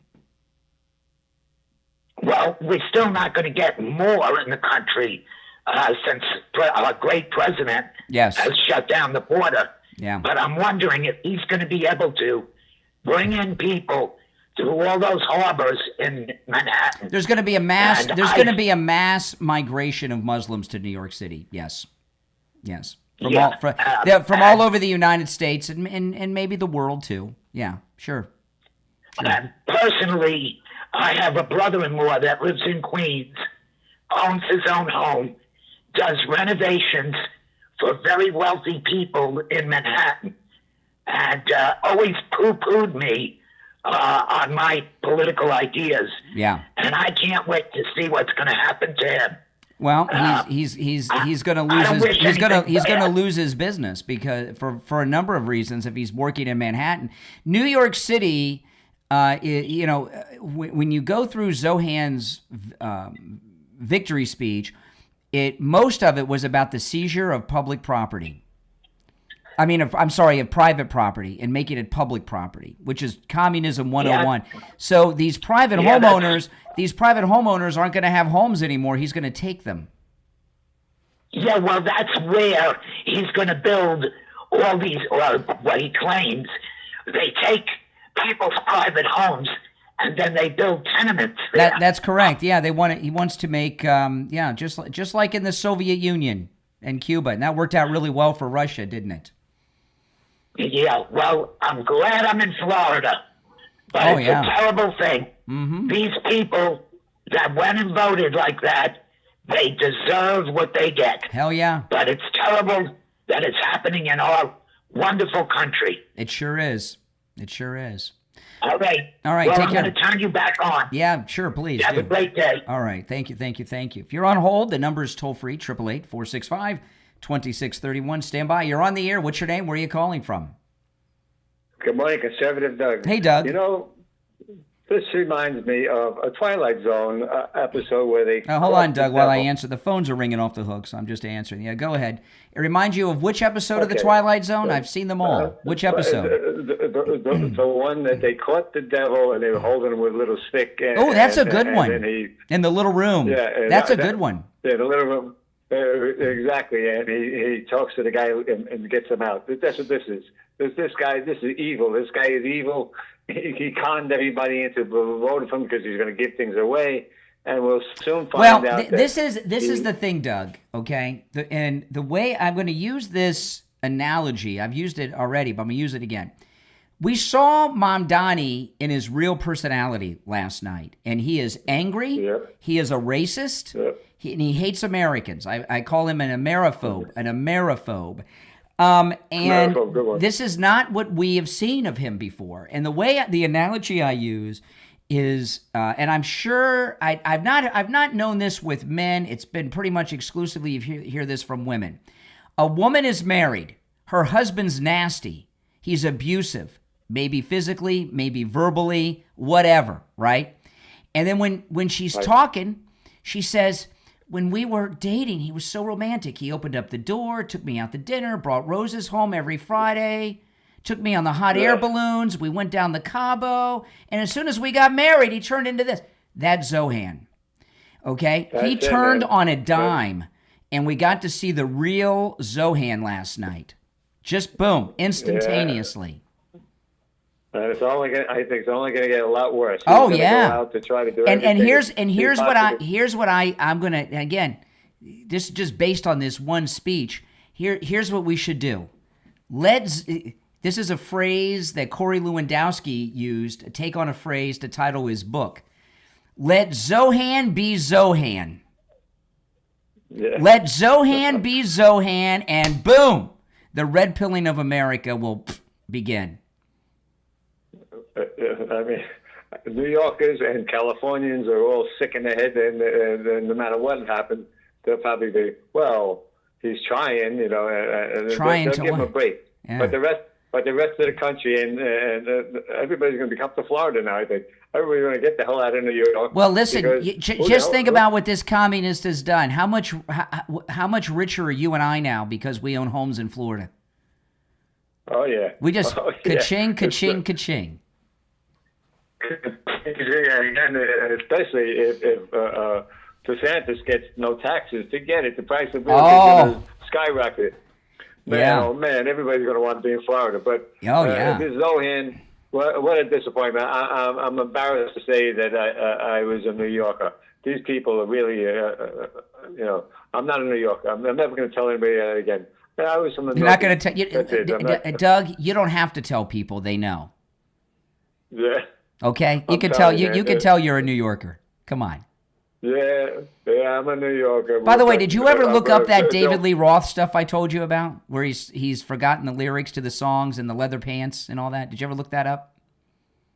No, I didn't look it up. No. I told you. Okay, all right. Take care, Doug.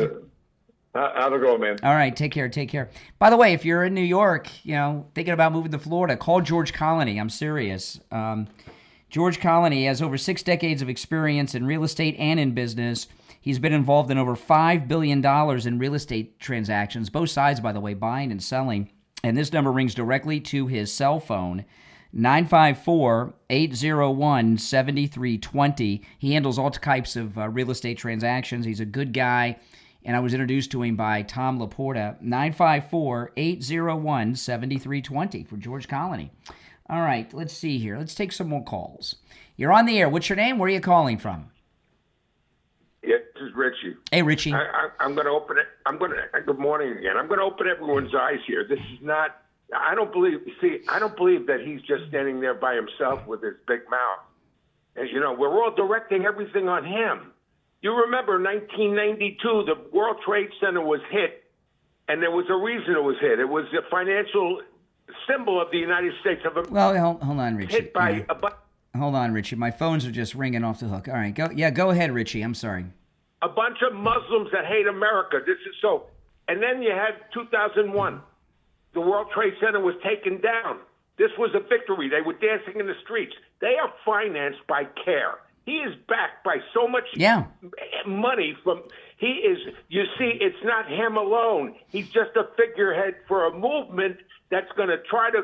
They've already infiltrated America by doing what they've done. Well, he said in the speech last night the people working at City Hall are going to be a little different there. So we're going to see CARE and others walking through City Hall running the joint. Exactly right. And the money, he's not going to have a money problem because he's going to be heavily funded from the Middle East. What do you think all these... What do you mean going to be? What do you mean going to be? Who do you think paid for this campaign? Funded. He's been funded the whole time. Funded. Yeah. Mm-hmm. Yeah, and the city, he will be backed by anti-American Islamists. I hope that Bernie Sanders and AOC keep wrapping themselves around Comrade Zohran, because this is going to be such a disaster. He's out of control. Yeah, but he's not just a communist. It's just a Muslim takeover Yes. at the beginning of America. Yes. People better open up their eyes, man. This, I want to hear about. I'm an Islamic phobia guy. It's obvious as hell when you see it. When it's a duck and you see it, it's a duck. All right, And this Richie, is a I'm duck. out of time for the hour, but thanks for the call. All right, if you're on hold, stand by. It's the Steve Kane Show, Florida's longest running radio show on the radio since 1977, celebrating 49 years on the radio. We're going to take our top of the hour break. Come back with your calls at 888-465-2631. Let Zohan be Zohan. Do you guys like that phrase? I just started that. Let Zohan be Zohan. We'll take our break for the top of the hour and be back with your calls and more after this. All right, I got to go get my coffee.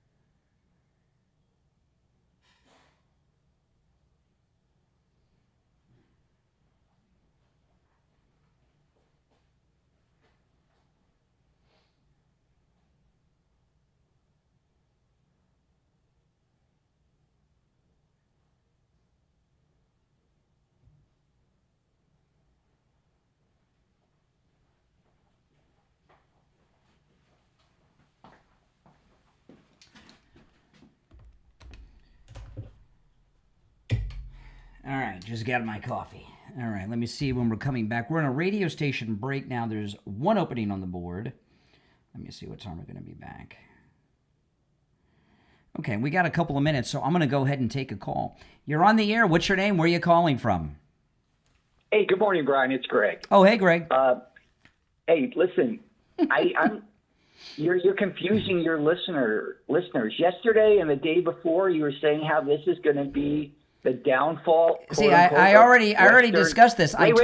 No, you wait. Of Western civilization. I already addressed this. No, what I said was we couldn't predict that he was going to come out of the closet like he did with this evil speech last night. In his victory speech, he dropped the nice guy act and showed his inner ugliness. And if he would have continued that nice guy act, when I give analysis, it's based on the information we have now. I don't know if you know this, and maybe you don't understand the format of the show. This isn't a psychic show, right? Where we foresee the future. We talk about the news as it develops. All right. Oh my goodness. What a jackass. Oh my goodness. Describe Greg 2 in one word in the live chat. Hold on. I'm glad I took him during the commercial break. Can't you see the future, Brian? You know, if he would have kept his nice guy act, we'd have been in big trouble. But coming out here with that was perfection. All right, we've got 1 minute until we're back from the radio, so I'm not going to take any calls until we get back from the break. Hold on, guys. I got to get my commercial copy together.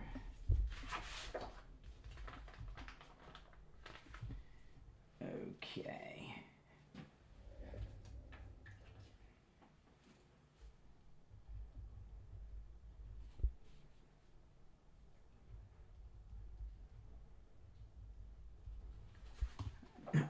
Hold on a second. They gave me some new commercial copy I got to read over.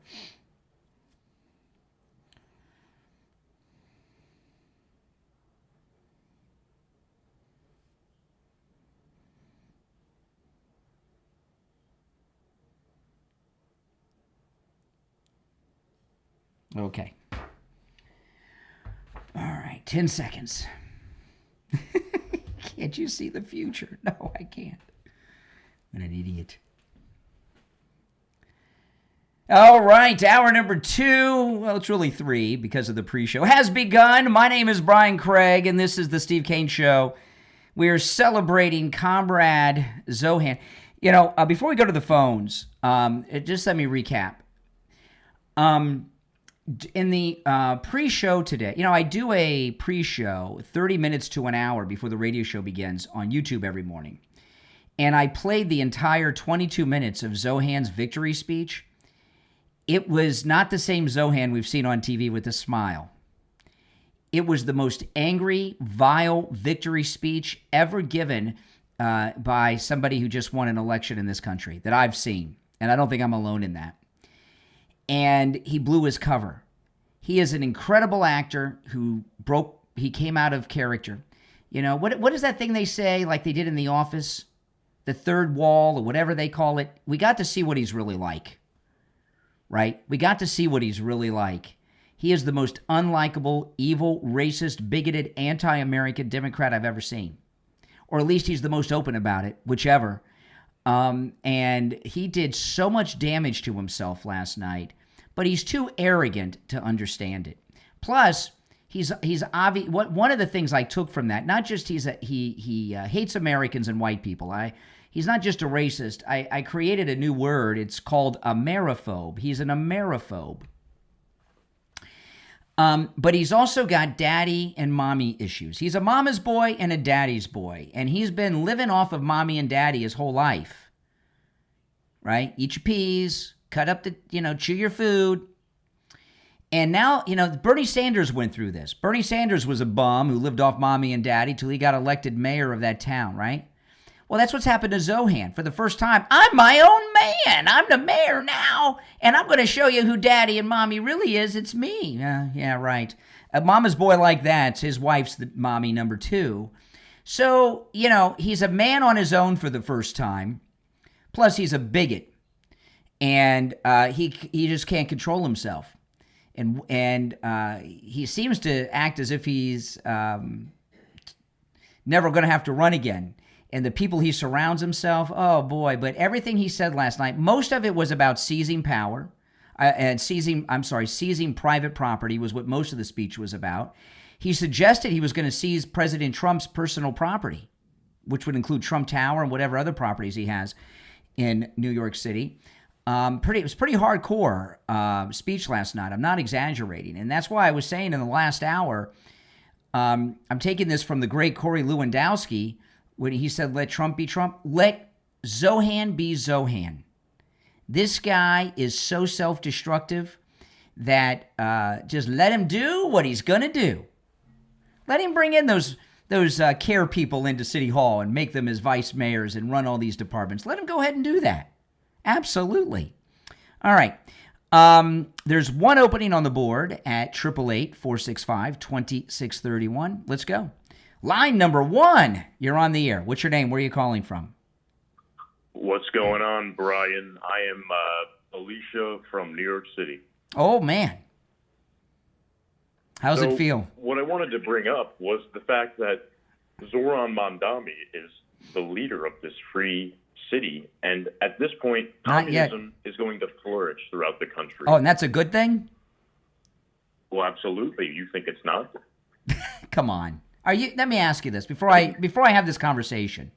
Okay? Absolutely. Are you trolling me? Are you just pretending to be a communist to have fun? Why would I be trolling? This is the greatest ideology really? ever. Oh, so you're a loser with no money or house or anything, right? What are you You're talking a bum. about?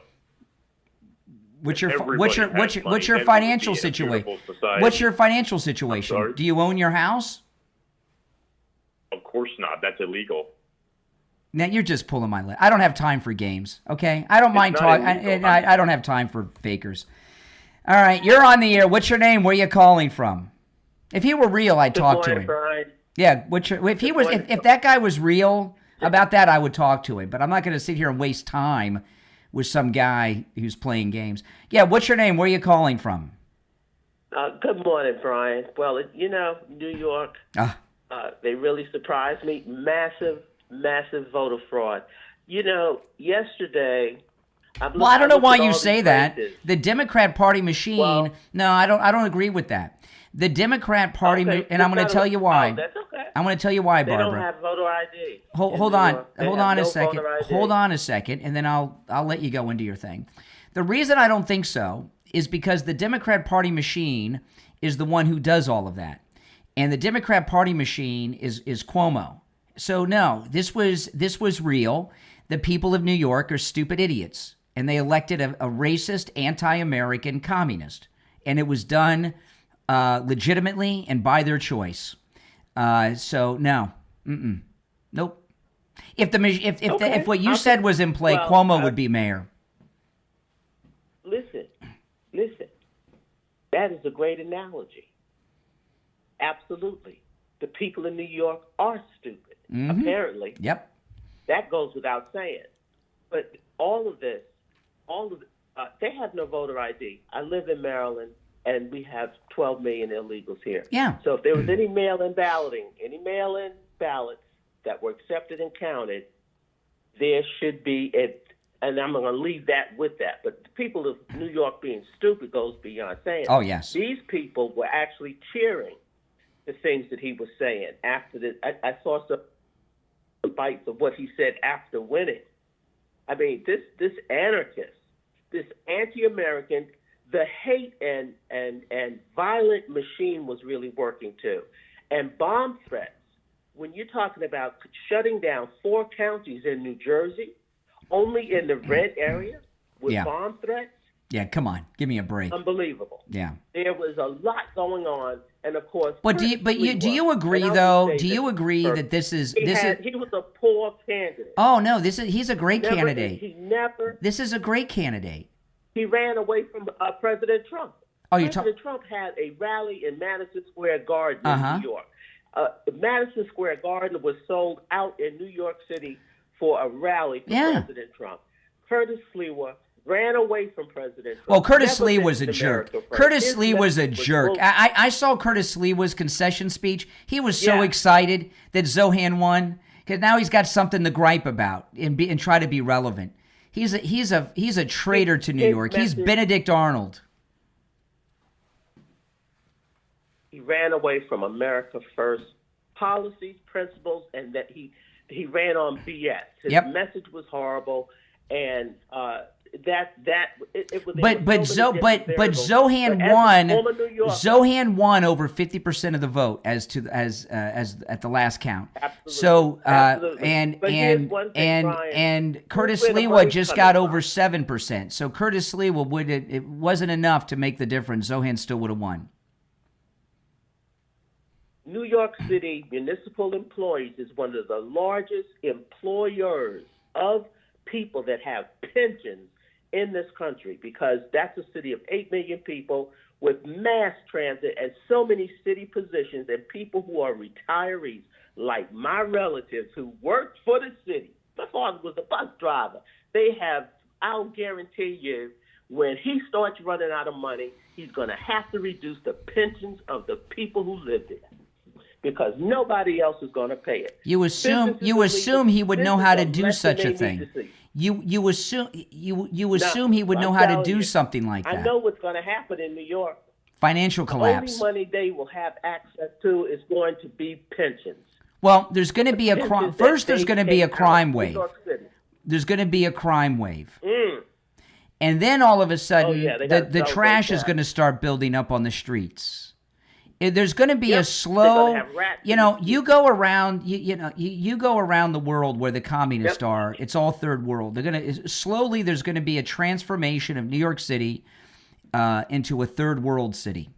And I think it'll happen faster than you think. Trump has already said it. And what's going to happen, and it's going to happen fast, because President Trump is pulling all money that is not absolutely necessary, but for New York City. That pension that they pay. I have relatives who get pensions of 15 G's a month. Wow.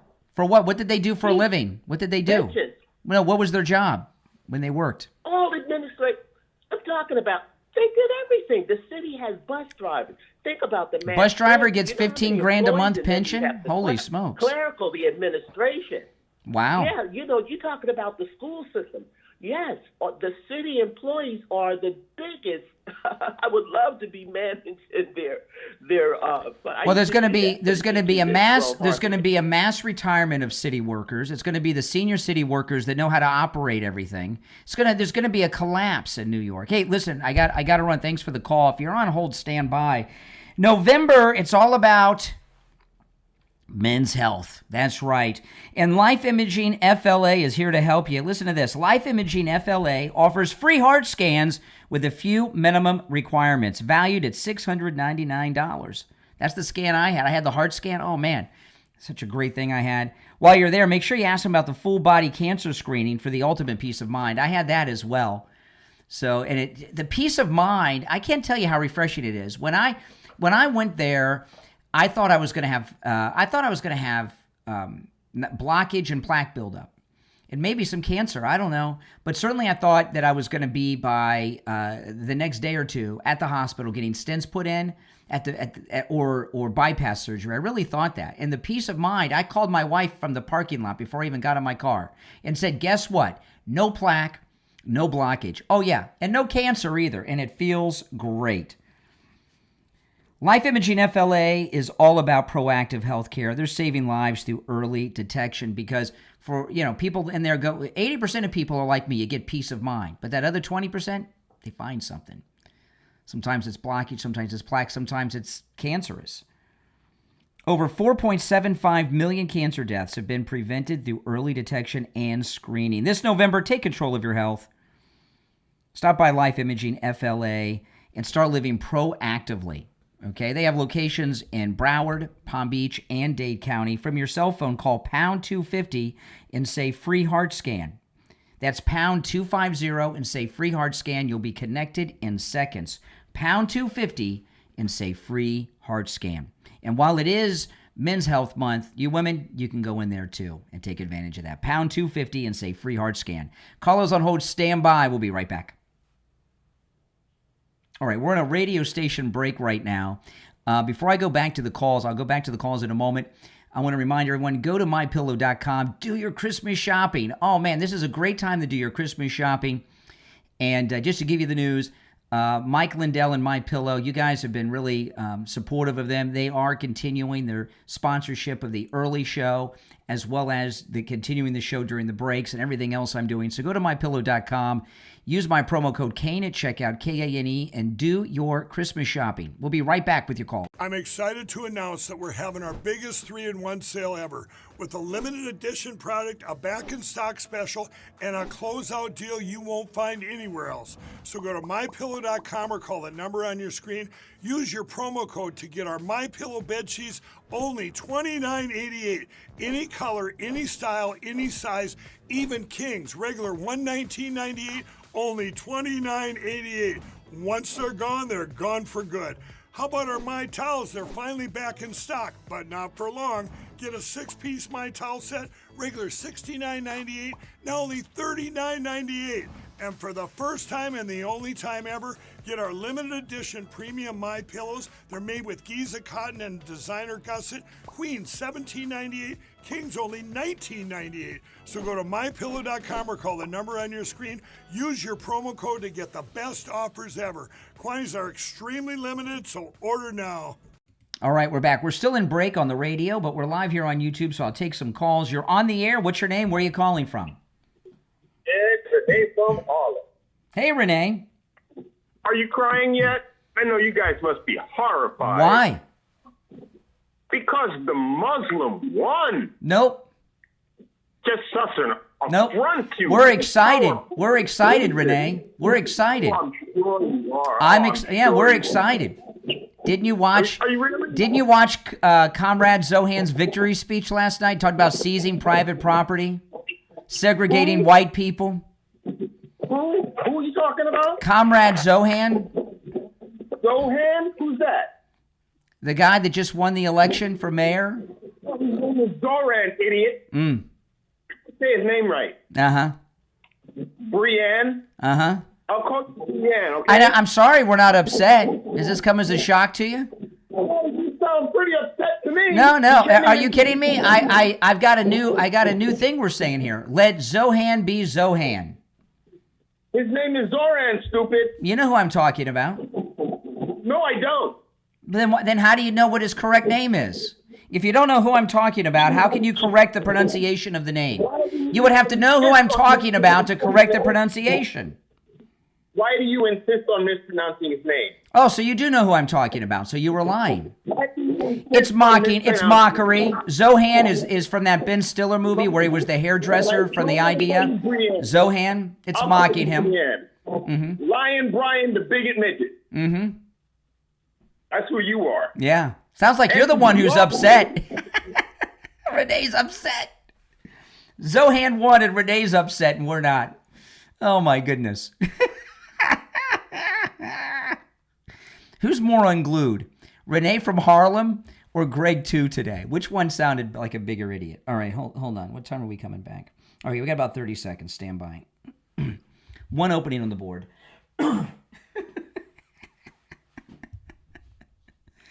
Oh, my goodness.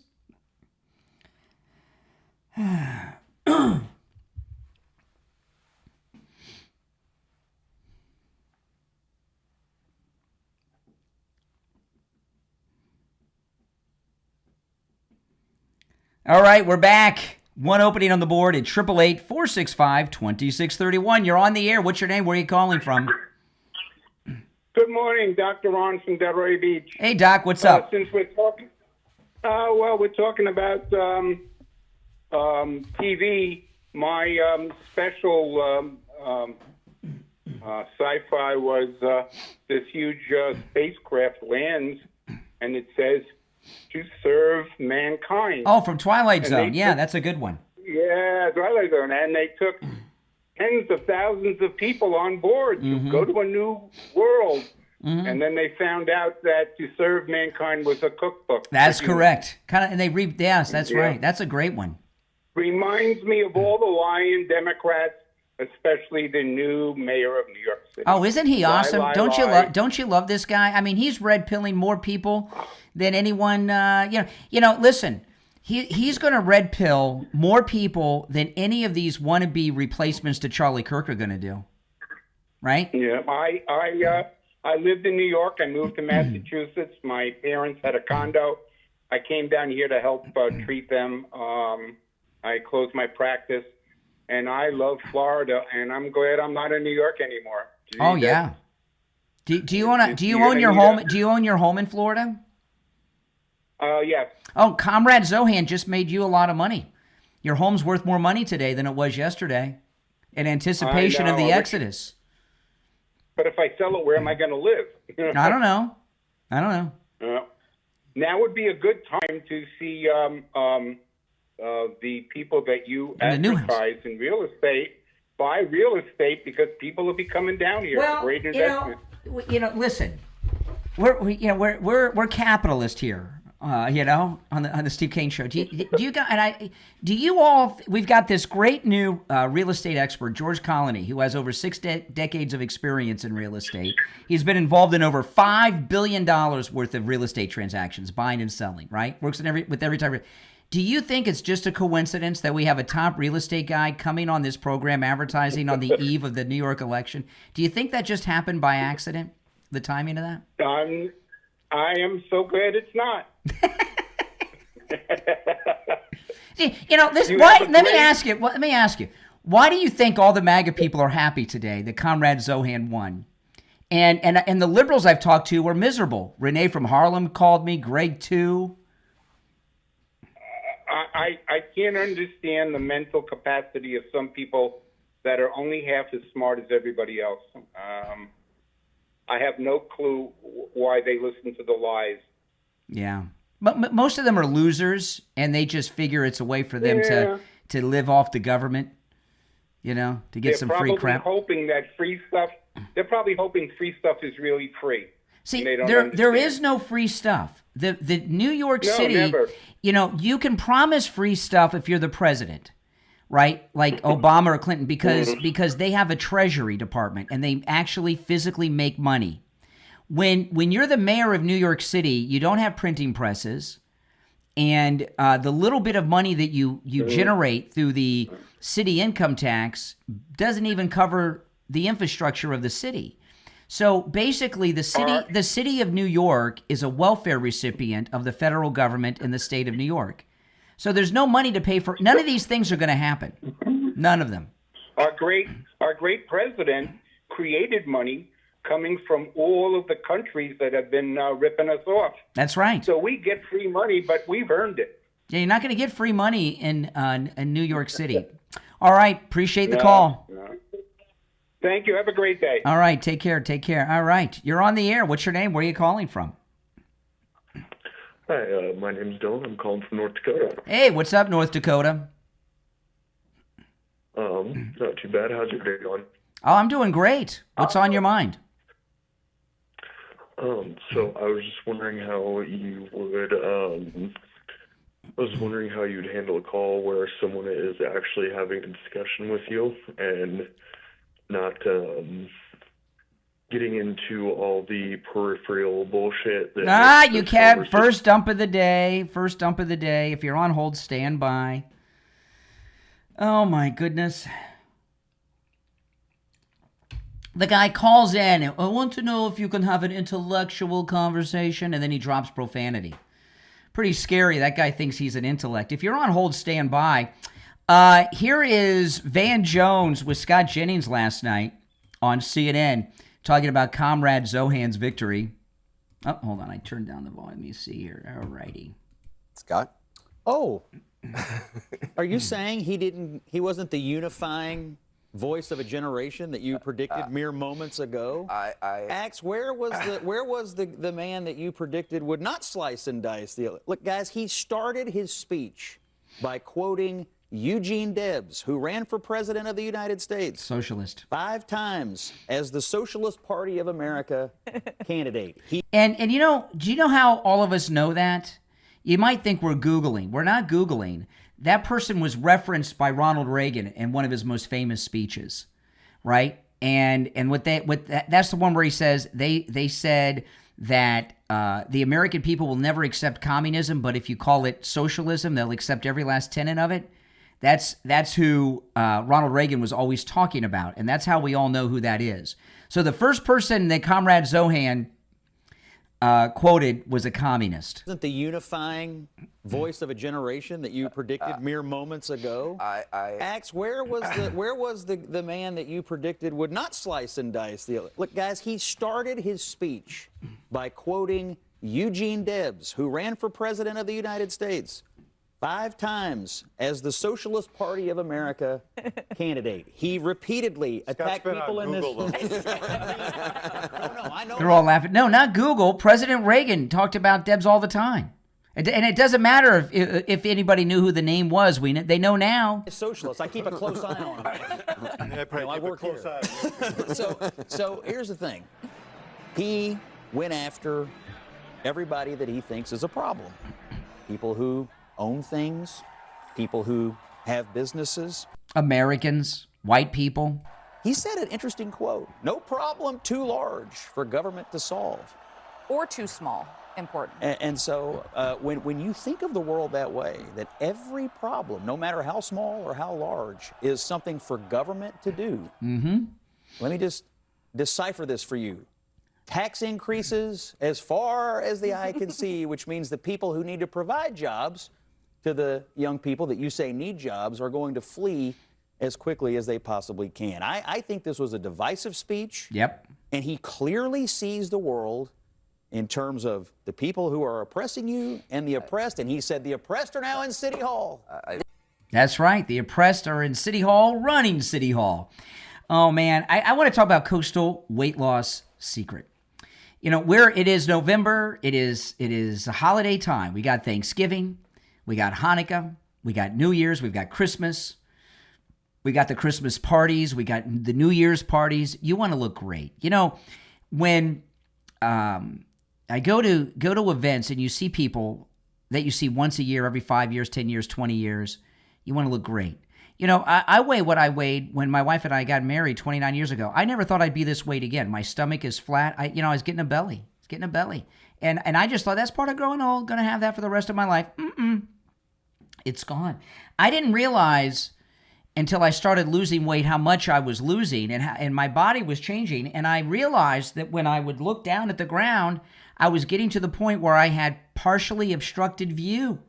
Now, some guys have completely obstruction. No, just it's like a wall. But I was having partially obstructed view, you know, like with the concert tickets. And now, no obstructions, straight down to the ground. Because my stomach is now flat again, thanks to Coastal Weight Loss Secret. Give them a call and schedule your no-charge consultation. They can help you no matter where you're located in the United States. 561-247-6300. 561-247-6300. That's 561-247-6300. And online, coastalweightlossecret.com.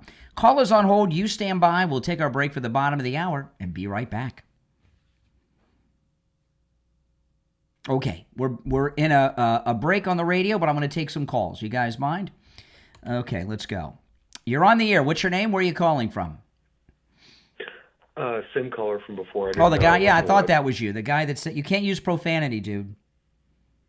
Yeah, I didn't know that. You don't have anything up on your channel that says anything about that, and you don't have a call screener, and you didn't say it. Well, I do assume that that we have gentlemen, which you're obviously not one. Oh, no, I am a gentleman. Who uses profanities. Yeah, that's what all the gentlemen do. Maybe we have different definitions. Yeah. All right, what's on your mind? What's on your mind, gentleman caller? Well, hold on. Back to our point we were having just a second ago. Does our wonderful president not use profanity? Quite often? When it's appropriate for humor purposes. He doesn't say, I'm about to have an intellectual conversation and then stop dropping it. There's a difference. There's a difference. The context is different. No, you called in with a very snooty attitude. Are you able to have a real discussion with somebody who's you came off with this snooty, smoking jacket wearing guy with a pipe attitude, and then you start dropping profanity. Do you have any substance? Do you have any substance? It's deeper than yours. Do you have any substance? Oh, yeah, absolutely. I don't think you could define communism if you tried. I don't think you could stand on your principles if you tried, and I think you would turn your back on anyone close to you for $1. So, I would turn my back on my family for $1? What makes you think that I'm such a low-quality person? For $1?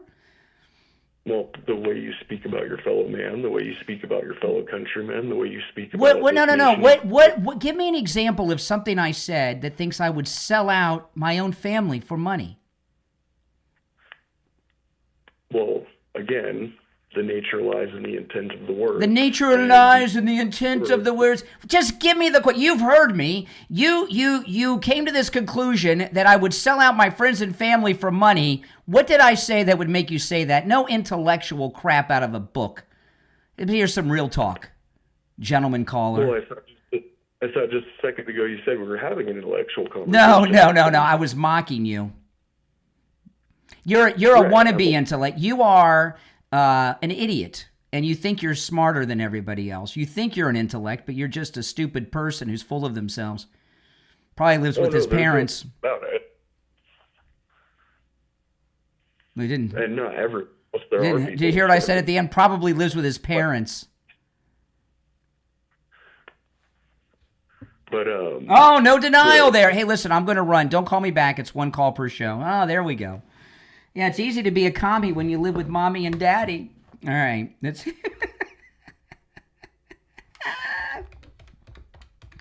oh, my goodness. Oh, my goodness. Why are so many communist losers? Do you know any commies that aren't? Hold on, I'm trying to get a hold of Steve. Hold on.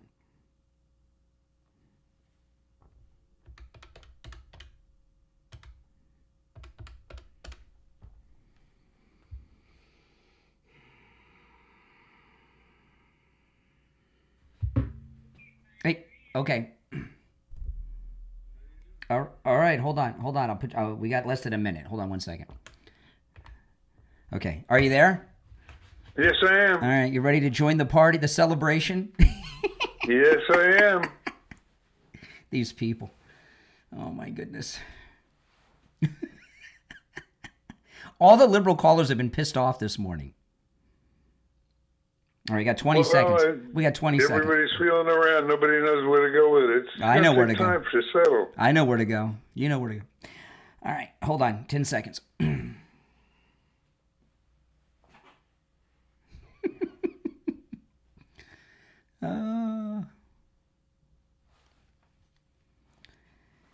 All right, welcome back. You're listening to Florida's longest running radio show, The Steve Kane Show. I'm Brian Craig. Steve Kane joining the party a little early today. Hey, Steve. Quite a night.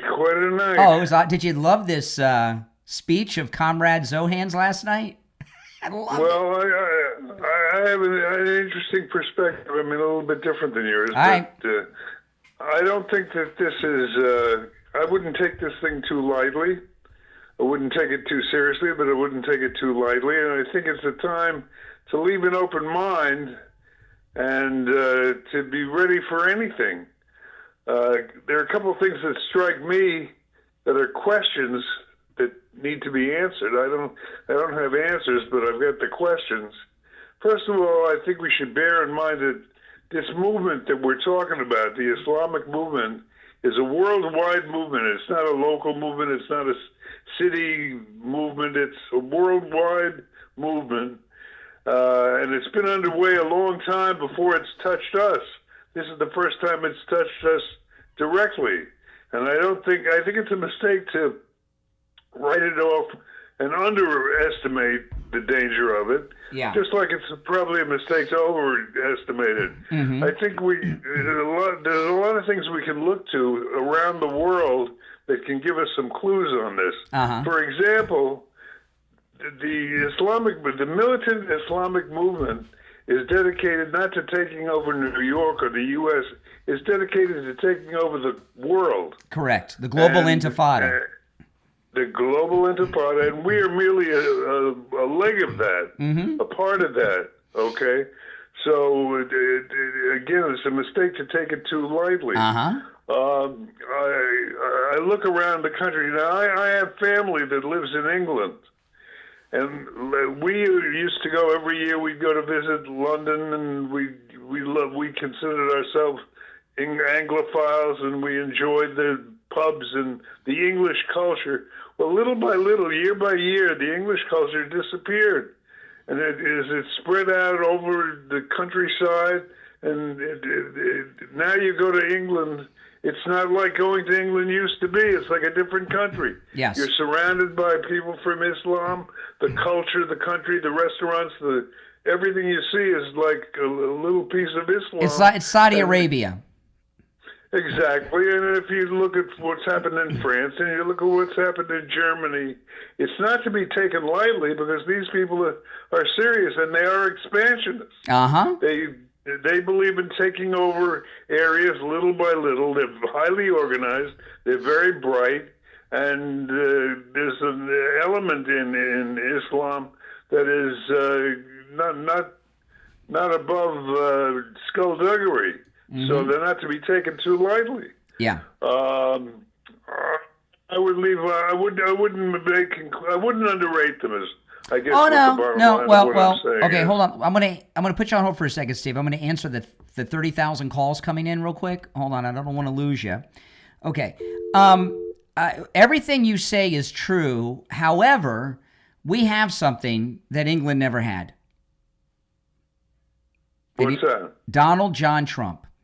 Okay, and maybe if they had Churchill when this Islamic takeover began, things would have changed. We have Donald Trump. And also, by the way, there is a governor's race going on with Stefanik running against Hochul. And even before this, she was ahead in the polls against Hochul by a couple points in the latest polls. It's going to bring her to victory. And this guy, Mamdani, did you watch his entire victory speech last night? I listened to it. I didn't watch it. Oh, Steve, it was, I've seen it twice. In its entirety, not in sound bites. The Mamdani that we've seen running is not the guy who gave the speech last night. He came out of the closet. He is angry. He's a racist. He hates Americans. There's no question of that. And that's true. And he was very specific about taking over the means of production and seizing of private property and everything else. And, England's a lot different than the United States. England really is an overrated country that hasn't won too many wars, and they've only did well in the last century because of us. They've always been a weak country with weaklings, and they've had a tinge of socialism over there for a long, long time. We don't have that here, okay? And this country is very conservative, very MAGA. This is going to bring our party together. And his speech last night was frightening to people. He was referencing, Steve, seizing President Trump's private property in New York City is how I took it in that speech. I think a lot of the points you make are interesting and are good points. But what I'm saying is, look, if you look at how the militant Islam operates, look at Dearborn, Michigan. They'll go into a state and they'll get a foothold in a certain area, and they just kind of metastasize Steve, like cancer. But they did that because Obama brought in millions of Muslims, and that's how that happened. Donald Trump's not allowing that. But the millions you're talking about are already here, is what I'm saying. They're not concentrated yet, but they're already here. Well, they're in place. That other Muslim guy that was running for mayor out of Minneapolis, he lost. The funny-looking, ugly guy, he lost. The problem is not one person. The problem is, New York was a center for the Islamic movement even before this happened. Mm-hmm. When all the college demonstrations and everything we saw, everything was centered out of the headquarters for the Islamic movement was in New York, and it's been there for a long time. This is not just something that occurred overnight. And it's Steve, something to be watched. The Muslim takeover of Dearborn, of Michigan, right? Totally different. Yes. Okay, and I'll tell you the differences. And if you're on hold, stand by. After the next break, we'll go to the phones. Okay, and if you want to call in, please do. One, I already told you. Barack Obama brought millions of Muslims into the country. That's why President Trump's first actions in the first term was the Muslim ban. Remember that? He was bringing them in like crazy, nonstop, like the southern border, but by plane. Okay? But they're here. But hold on. Not as many as there were 9 months ago. And the other thing is, Michigan was kind of like almost an abandoned place because the auto industry dried up and was in financial collapse, so they needed any influx of anything. New York City, and people aren't watching Dearborn. It's a fringe place. This is New York City. It's the most important city in the world. I'm hearing estimates that 10% of the economy of the United States is in New York. I can believe that with the stock market and the corporate. I don't know how they measure that, but I can believe that. All eyes are on New York. It's the hub of the world. It's not Dearborn. It's not a fringe place. And it's a city that's doing well, not an abandoned state like Michigan was when all that stuff happened. And all eyes are on it. This guy, his speech last night was not only ugly, racist, and anti-American. He basically said, you white people, you're out. We're in City Hall now. And he went through a list of people that aren't white that are going to be running the government. The New York City is going to collapse. They talk about the mass exodus. There's going to be a mass exodus of city workers, not just police, of city workers who are going to cash out their pensions and take them. They're not going to have people there that know how to run the city because the senior people are going to retire. They got to, they got to have their time in. They get the pension, so they're going to retire. Crime is immediately going to go up. What you're saying is interesting and possible, but it's just an element of I mean, that's not the problem. It's not like they're going to take over New York in a day. What I'm saying is, given the foothold and given their potential for what they're great at is organizing. Yes. Look, did you follow what went on in Texas for a while, right outside Dallas? That mosque? That Muslim city they were building? Yes. Mm-hmm. As far as I know, they're still in the process of doing it. Don't mess with Texas. I mean, it's not going to happen. Let me tell you, in Texas, they don't mess around in Texas. They're not going to let that. They're not going to let that happen. But I will tell you this. Well, I agree. It has slowed down a little bit, but I don't think this is going to help our cause any. Well, I will tell you this. If you are listening up in New York and you're thinking about moving to Florida, you want to call George Colony, who's our newest sponsor here on the Steve Kane Show. He was introduced to us by Tom Laporta from Laporta Roofing. And I've heard wonderful things about him. Well, George Colony's been in town.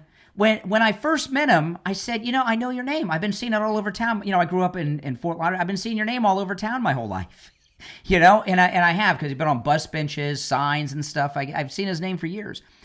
But he's got a great reputation. Great reputation. Absolutely. And he comes highly recommended from Tom Laporta. And another thing is this. When it comes to buying or selling of your home, and by the way, George Colony does every type of real estate, not just residential, and condos and such, but commercial. He even, Steve, if you have a business you're looking to sell, he does all that. So he's a businessman, not just a real estate agent, right? He's been involved in $5 billion, that's with a B, $5 billion in real estate transactions, both buying and selling on both ends of it. He's founded an 8-figure business, and he has over 6 decades of experience. The largest financial decision most people will make will be the buying or selling of their home. And when you leave that to your real estate agent, well, who's been your real estate agents in your life? Some guy who took a course over the weekends and was working at Exactly. as a bartender on the weekend, and all of a sudden you're making a financial decision that's multi-generational because maybe you're going to leave your house to your kids, or maybe your house is your retirement. With George Colony, you're not just dealing with a real estate agent with over 6 decades of experience who's been involved in over $5 billion in real estate transactions, buying and selling. You're dealing with a businessman who understands business, he understands real estate, and he understands money. And it's a whole nother deal with that. And that's why on the recorded commercial you hear with George Colony, he says, people ask all the time, when's the right time to buy and sell real estate? And George Colony, his answer is so fantastic, Steve. He says, it's always the right time to buy and sell if you have the right advice from the right person. Exactly, and that's right. So listen, give him a call, and like Tom Laporta, this number rings directly to George Colony's cell phone. So you can call or text 954-801-7320. 954-801-7320. Again, this is directly to his cell phone. Call or text 954. He always picks up on the first ring. That's right. 954-801-7320. We'll be right back.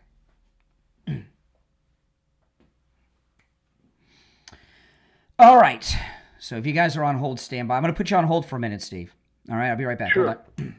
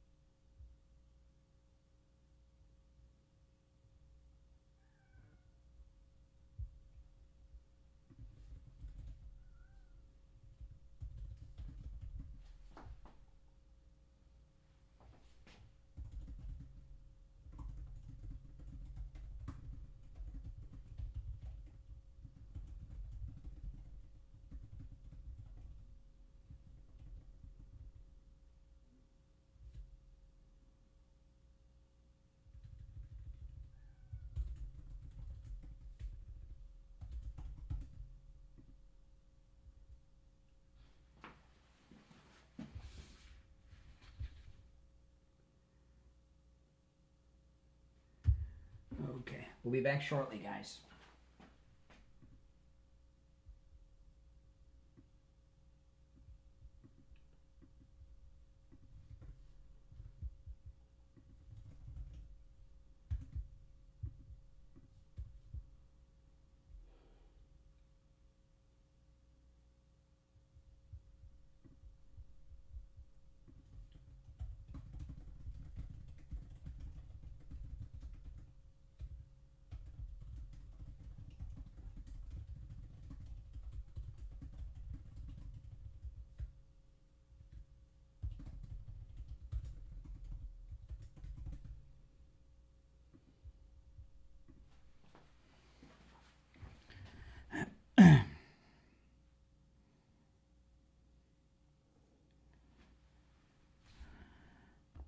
All right, Steve, we have 1 minute.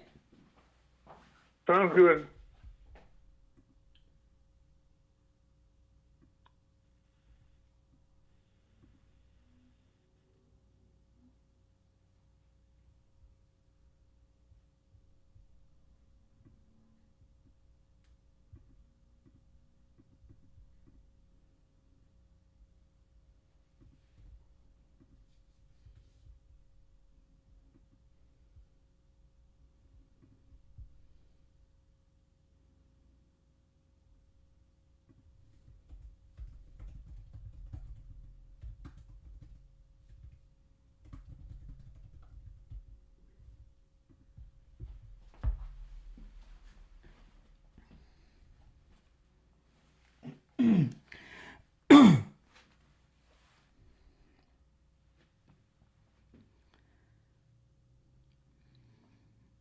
All right, we're back. It's the Steve Kane Show. Steve Kane's here. I'm Brian. You want to take some calls, Steve?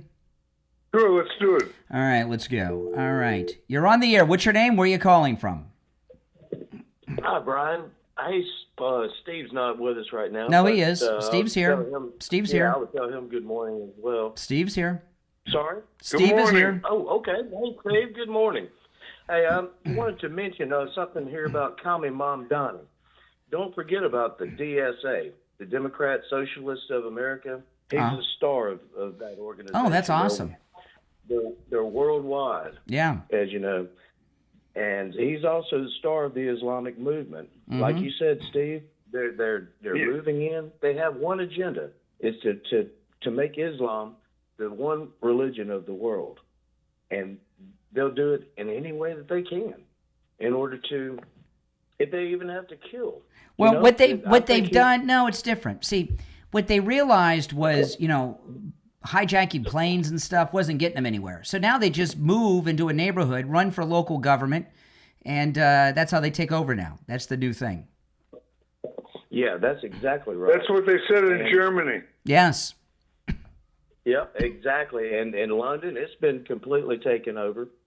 But like you said, Brian, we do have one thing that these other countries don't. That's Donald Trump. That's right. And so we'll just let him burn himself. Like you say, let Zohran be Zohran. Mm-hmm. That's exactly right. I agree with Barbara. I agree with Barbara on one thing. That election, they had no voter ID. The ballot. This was a legit one. This was totally legit. If it was not, Cuomo would be the mayor. All right, hold on. I'm going to take some of these other calls. Cuomo would be the mayor. That the machine would have helped Cuomo, not Mamdani. Okay, you guys got to understand that. And you got to get off this thing that every time you don't get your way in an election, no. This is exactly what the New Yorkers wanted. This idiot commie. All right, you're on the air. What's your name? Where are you calling from? What's up, Brian? I'm Kevin from Connecticut. Mm-hmm. Hey, Kevin. So, my question would be, have you ever considered the possibility that this guy Mamdani and, like we're seeing in Dearborn, Michigan, those are just the popular examples, but all around the country, could it possibly be some sort of like globalist plot to install like communist leadership in our country? Of course. There's no question of it. Of course. It's not communist, though. It's Islamic. Yeah, and it's not a plot. They're doing it in the open. They're done with England. They already got it. Well, and that's the thing, and I've done a fair bit of research into it, and like what it seems to me, after the research is that it's not only, largely, it's the same thing as this liberalism epidemic. It's not only atheist, but it's actually like Satanist.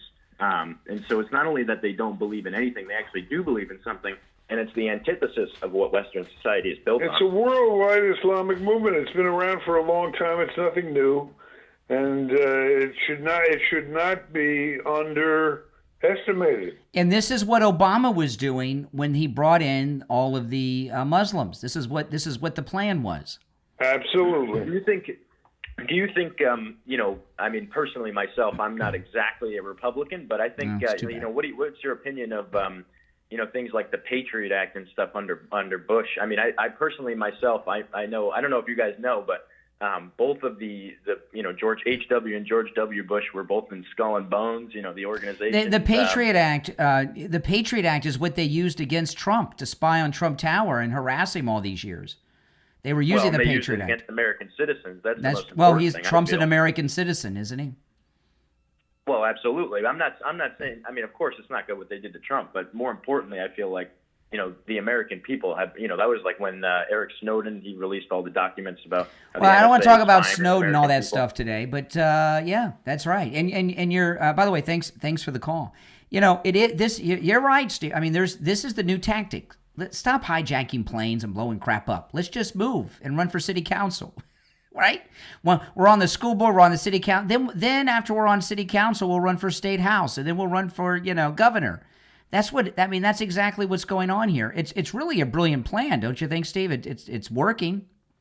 Absolutely. Yeah, but we're aware of it. That's a start. So there's no question that Zohran is going to be a complete failure with his promises in the city, right? I would say the crime's probably going to start going up soon, even though he doesn't swear. He's going to swear in on the Quran, I'm assuming, in January, right? He becomes mayor in January. He's not mayor yet. But I would imagine the crime will start increasing soon and get worse after he's in there. And things are going to start to fall apart fast in New York. And that's not going to be good for their plot. I think they were better off going for the small places that people don't see all the time, like sorry about that, like Dearborn. Hardly a small place. Yeah, but when you go after Dearborn in some of these places, people aren't watching. Everybody watches New York. Oh, today after the show, a little later this morning, I'm heading over to Lighthouse Medical. Oh yeah, I'm going to be going over there today. Yeah, I'm going to meet with John at Lighthouse Medical. We're going to record some new commercials for the show. He's a great man. But Lighthouse Medical, what they do is absolutely amazing. You had every neuropathy symptom in the medical books, right? And your doctor and primary care physician said there's no treatment for neuropathy. You went to a neurologist, a specialist. They said there's no treatment for neuropathy. And you were suffering, man. The burning, the tingling, the dizziness, the falling down, the feeling. Before I found Lighthouse Medical, basically the advice I was given was learn to live with it. Yeah. Because there's nothing much we can do. But John took care of that. Yeah, and here's the thing. When you're suffering from neuropathy, it's so bad, you're just thinking about immediate relief. You just want to get rid of it today because you're in so much pain. So you had your treatment, and I remember that I talked to you the day after your first treatment, and it was already going away. But they rid you, Lighthouse Medical rid you of all your neuropathy symptoms. We're over 3 years since that treatment, and they haven't returned. We weren't thinking about far out because you were suffering so much. You just wanted immediate relief, which you got. But here we are over 3 years later, and it hasn't returned. So Lighthouse Medical has a treatment for neuropathy. It's a treatment that works. It's a treatment that lasts.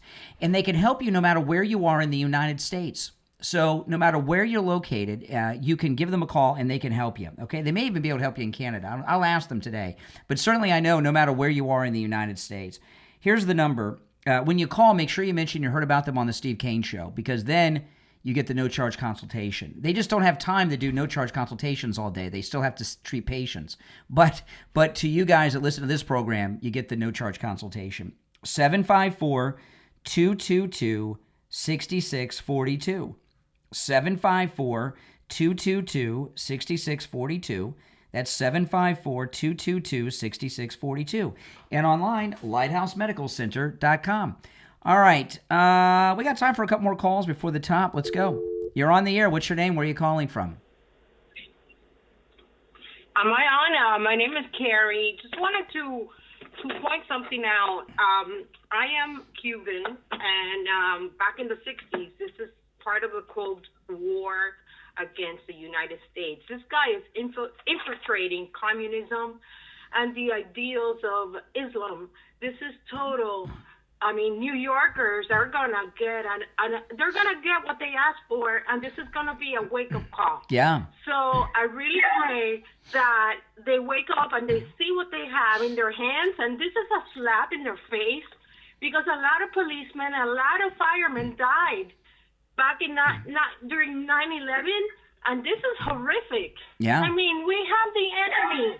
We have the enemy. As the mayor of New York City, wake up, New York. Communism is cancer. There's no such thing as a free lunch. They're going to have to pay it back. Mm-hmm. God bless you, Brian. All right. God bless Trump. All right. Okay. Bye-bye. Bye. Thanks for your call. Oh, man. Yeah. You know, what do you think, Steve, about if we would have said on September 12th that in 25 years, the mayor of New York will be a Muslim who takes the oath on a Quran? They would have thought we were nuts. They said, New York will never elect a Muslim mayor. And here we are. We would have been shocked. Yeah. No one would have believed us. They just say, get off the air. You have no credibility. Something like that would never happen.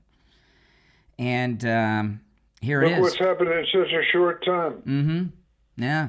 Well, you know, they've forgotten 9/11. New Yorkers have forgotten the Holocaust, right? He's definitely a guy that has some mommy and daddy issues. He got too angry too quick when he didn't need mommy and daddy anymore, and he's the mayor. All right, we'll take our break for the top. If you're on hold, stand by. I'm going to put you on hold, Steve. The rest of you, hold on. The number is 888-465-2631. It's Steve Kane Show. I'm Brian. Steve's here. Back after this.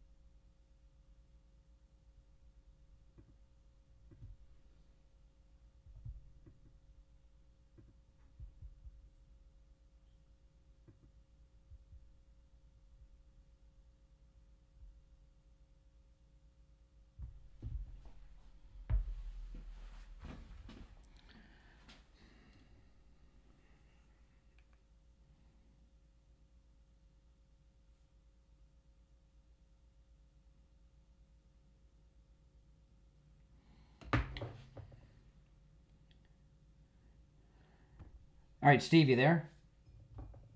Steve? There. All right, we got less than a minute. Okay.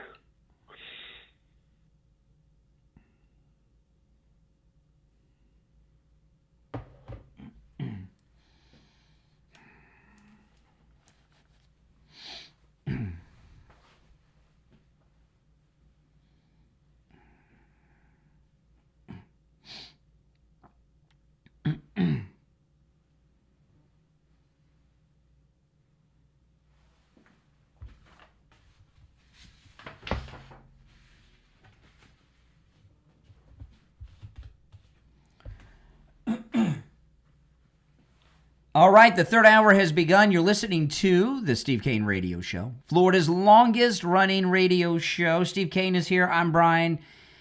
if you're on hold, hang in there. So I don't know. Are you worried, Steve, about Comrade Zohran? I'm energized by it. I think this is I think we might find out we're in a better position with this guy than with Cuomo as mayor today. Well, I think I don't underrate the amount of grief we're going to get involving this thing. Yeah. I don't think it's going to be easy. I think we'll triumph in the end, and I think you made a very good point when you said the one thing we've got going for us is, of course, the Trumpster. Yeah. And if anybody can lead us through the darkness into the light, it's him. So yeah, I've got my faith in him. Absolutely. And this that is in the gold report. Well, yeah, but here's the thing. The New York got what they wanted. So, these New Yorkers that voted for this commie, they expect results. They want their free crap, and they want it yesterday. And when they realize he cannot deliver on it, they're going to turn on him on a dime. They are. I'm telling you, it's going to be chaotic. It's not going to be smooth, that's for sure. I don't. Dinkins, when Dinkins was mayor, it was so short. And I just don't, I remember the disaster and the crime, but New Yorkers elected Dinkins, but they turned on him. He was only mayor for one term, and I was in New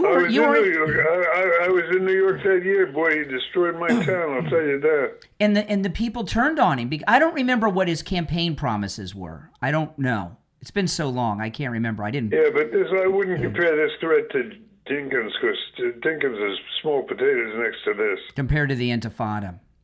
Yes. Mm-hmm. Dinkins was just incompetent. Well, so's Mamdani.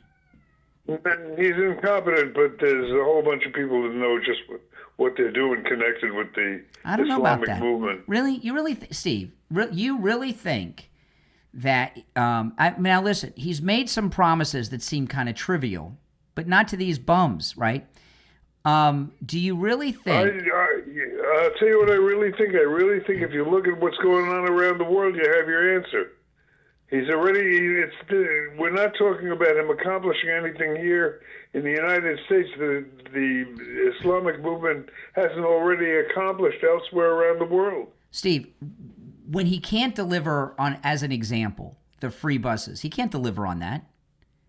He can't deliver on it.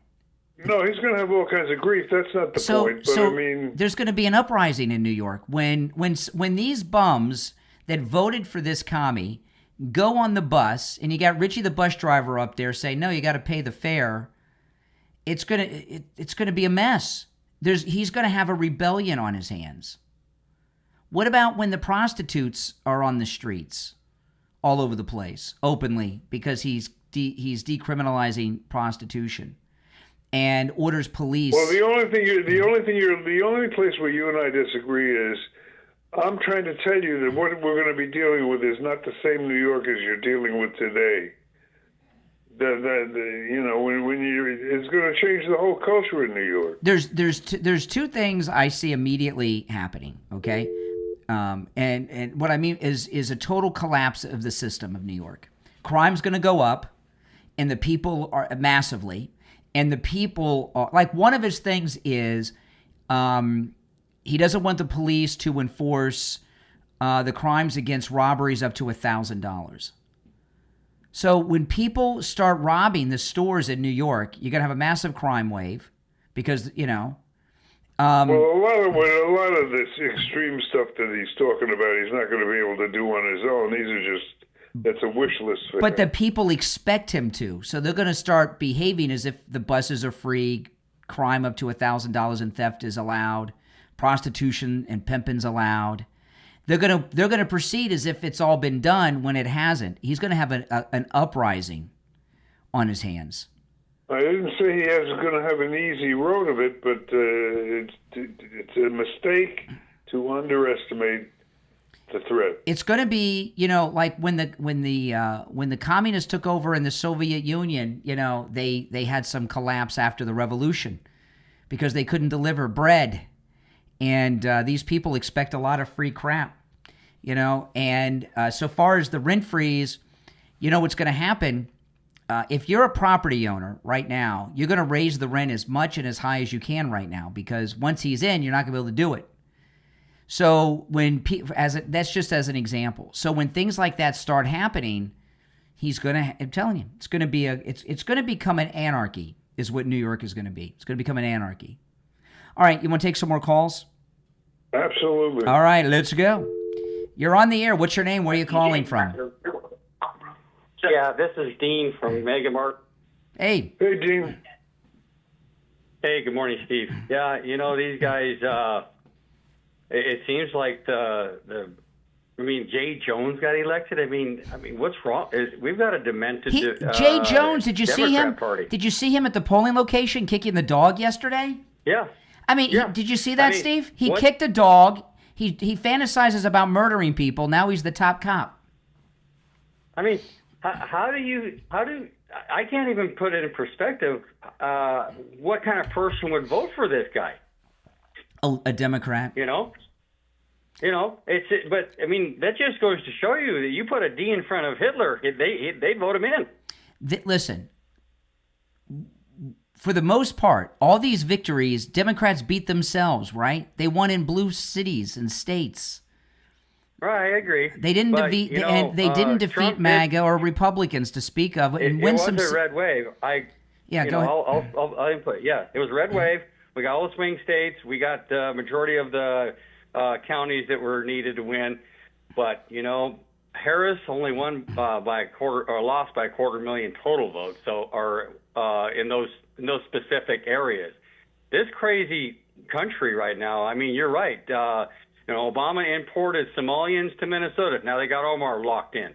Yeah. He imported them into Dearborn. They got them locked in. I mean, this is a calculated, strategic way to take over America. And they were. It's an organized. You got to understand. Basically, this is a religious movement. And they, they get so many virgins for killing an anti. They're not going that way. Listen, they're not. That's the old way. No, I agree. The new way is just to move and run for city council and school board, and then mayor. That's the new way. There. I mean, these clowns get in there, though. I mean, who's voting for these people? They're warped. Democrats. Yeah. I mean, we got to pour it on for 226 because we got to win the midterm. It's amazing. I don't have a worry in the world about this because of Trump. Okay. Because I'm of Trump. happy that, New Yorkers, you voted for this clown. Let's see what he can do to destroy it now. You got him. This is what I said in the first hour of the show. Let Zohan be Zohan, and all will be well. Absolutely. I agree. I think that's what Trump's going to do. He's going to just say, well, you guys wanted him? Listen, I'll give you an example. In that speech last night, he said that what is he going to do? Have the New York City Police Department surround the illegals and stop ICE? Good luck with that. Right. And the police commissioner they have now, he wants her to stay on. She'd be crazy to do that. So who's he going to bring in? Some Muslim guy from Dearborn or someplace? Absolutely. Well, how's that going to go, Steve? How's that going to go when ICE comes in? About like it's going now. People, listen, he got by because he doesn't look and sound so Muslim. He brings in, he starts bringing the Council of American Islamic Relations, CARE, into the city hall to run it. And some Muslim police commissioner that wears the Muslim. It'll wake up even liberals. So his acceptance speech was his true colors came out. I didn't listen to it. You should. What he said is, you should. I mean, he's.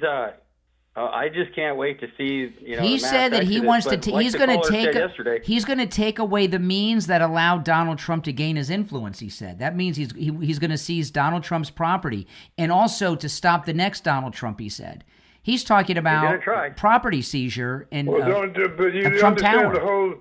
You understand the whole political establishment in New York is basically made up of anti-Trump people. You understand that, right? Yeah. So that Yeah. So that's not good. Is that going to make it easier for him or tougher for him? If he tries to seize Trump Tower, which is what I took from his speech last night, that's not going to happen. Not going to be. It's going to go through the courts. He's going to do what they did last time. They gave Trump a lot of grief, if you'll recall. The people that are going to exit us, they're going to try to, because California had an export fee. If you were leaving the state, watch New York City. You want to move? Go ahead. It's going to cost you. What did they do during the Depression, like in the Grapes of Wrath in California? They put those signs up entering California where they didn't want all the hobos coming in. What did those signs say? You know what I'm talking about? Texas is already. New York, you elected this guy. Suffer. Don't bring your crap to Florida. Or Texas. Exactly. You can go to California if the you New want. York City guys, they should have sold their properties before he got elected because now their values are going to drop. Or maybe they'll go up when the Muslims come in and buy them. Oh boy! But anyway, when that starts to happen, we got the real estate agent. George Colony. Yeah, I was telling people earlier. Do you think it's just a coincidence that George Colony joined us right now? We got one of the top real estate people in the history of Florida is advertising on the program. It started in this month, the month of November. You think that's just a coincidence? Mm-hmm. This is no, it's not. But I'll tell you this. I think this is better than if Cuomo would have become only because he blew his cover last night. If he would have kept up the act last night, he was so angry. I'll never mention Cuomo's name again. The way he talked. How weak was that? How weak was that? Candidate selection though. You had Cuomo, which is a clown, and Slee. Come on. That's all. That's the best they three. Curtis Slee was a piece of garbage. I'm sorry. There's a lot of people when I was a kid I idolized. Right, Mark Hamill. Big never Trumper. Harrison Ford, Han Solo, Indiana Jones. He's coming out trashing Trump the other day. Now Curtis Sliwa, who was a real life superhero. I've never seen Curtis Sliwa as happy as I did last night when Mamdani won, because he's got something to fight again now. He's so happy Mamdani's mayor. It made me sick. Oh my God. All right, take care. Yeah, you too. Bye. All right, take care. Let me talk about Dr. Appleton. When I was talking about my shoulder pain earlier, but when I went to Dr. Appleton and I had this pain in my finger, the pain, you know what it felt like? You ever have arthritis, Steve? Yes. You know how arthritis feels to me? I don't know if this is how it feels to you. I don't have it anymore, thanks to Dr. Appleton and his robotic laser away pain treatment. But the way that arthritis felt to me was like electricity going through my fingers. It felt like electricity. It's a pain that's so damn bad. And I didn't know I had arthritis. I thought I jammed my finger, like you do when you're playing ball. And I went to see Dr. Appleton. He examined me. He says, Brian, you have arthritis. And I remember exactly what I said. I said, I'm done. He's like, what do you mean? I said, I got arthritis. That's it. And it's in my fingers. Because I remember my grandparents, they would walk around. They couldn't do any, you know what I mean, with the big knuckles and everything. I'm like, I'm done. And he says, no, the robotic laser treats that. And sure enough, he rid me of my arthritis pain, and it has not returned. And arthritis pain is awful. It'll bring tears to your eyes. And Gary that goes on the cruises, Steve? Yep. He had arthritis in his neck. And Dr. Appleton rid him of the arthritis pain in his neck. It's amazing. Give Dr. Appleton a call. Remember, appointments are not necessary. Walk-ins are welcome, even on Saturdays, and the consultation is free. So take advantage of that free, no-charge consultation, and let Dr. Appleton tell you what his laser away pain treatment can do for you. 954-973-0710. 954-973-0710. That's 954-973-0710. And online, AppletonCairo.com. Give Dr. Appleton a call and say bye-bye to your pain. We'll be right back. All right, I'm going to put you on hold, Steve. Hold on. I'm excited to announce that we're having our biggest 3-in-1 sale ever with a limited edition product, a back-in-stock special, and a closeout deal you won't find anywhere else. So go to MyPillow.com or call the number on your screen. Use your promo code to get our MyPillow bed sheets, only $29.88. Any color, any style, any size, even kings. Regular $119.98, only $29.88. Once they're gone for good. How about our My Towels? They're finally back in stock, but not for long. Get a 6-piece My Towel set, regular $69.98, now only $39.98. And for the first time and the only time ever, get our limited edition premium My Pillows. They're made with Giza cotton and designer gusset. Queen $17.98, Kings only $19.98. So go to mypillow.com or call the number on your screen. Use your promo code to get the best offers ever. Quantities are extremely limited, so order now.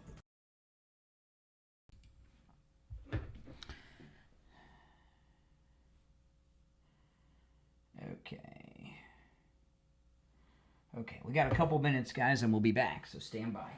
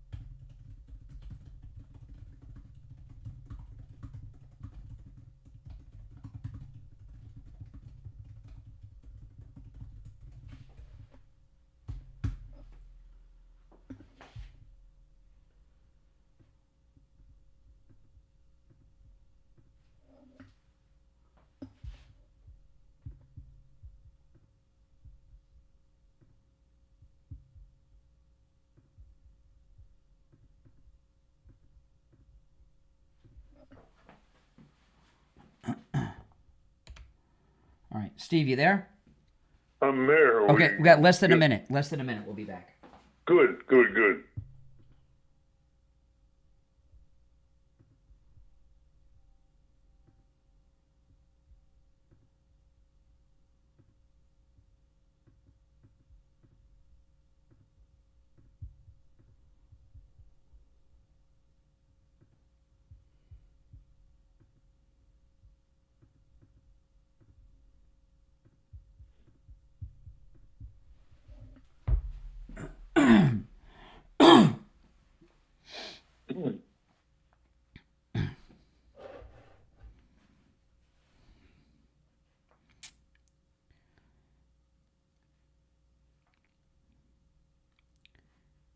All right, we're back. It's the Steve Kane Show. Steve Kane's here. I'm Brian. You want to go back to the phone, Steve? Sure, let's do it. Okay, and I will say we've had a lot of calls today. This is the third hour. I started today, Steve, at about 5:15 this morning. Yep. We have not heard from one happy liberal. The only liberals that have called have been pissed off, and you think they'd be excited with... They see the writing on the wall. Mm-hmm. That's right. That's right. You're on the air. What's your name? Where are you calling from? Hey, Brian, how you doing? It's Jeff. Hey, listen, quick question. Who funded 9/11? I don't know. I guess Bin Laden, Al-Qaeda. And who were the pilots? Where were the pilots from? The pilots had their throats cut. The pilots had their throats cut. No, the guys that actually flew. Oh, you mean the terrorists? I don't call them the pilots. What's the matter with you? Look at this guy, Steve. He's trying to do what we do. He's trying to walk me down the garden path. Right. Okay. Take me down. You mean the terrorist? You call the terrorists the pilots? Well, the terrorists were from Saudi Arabia. Yes. Yes. Right? Yeah. All right.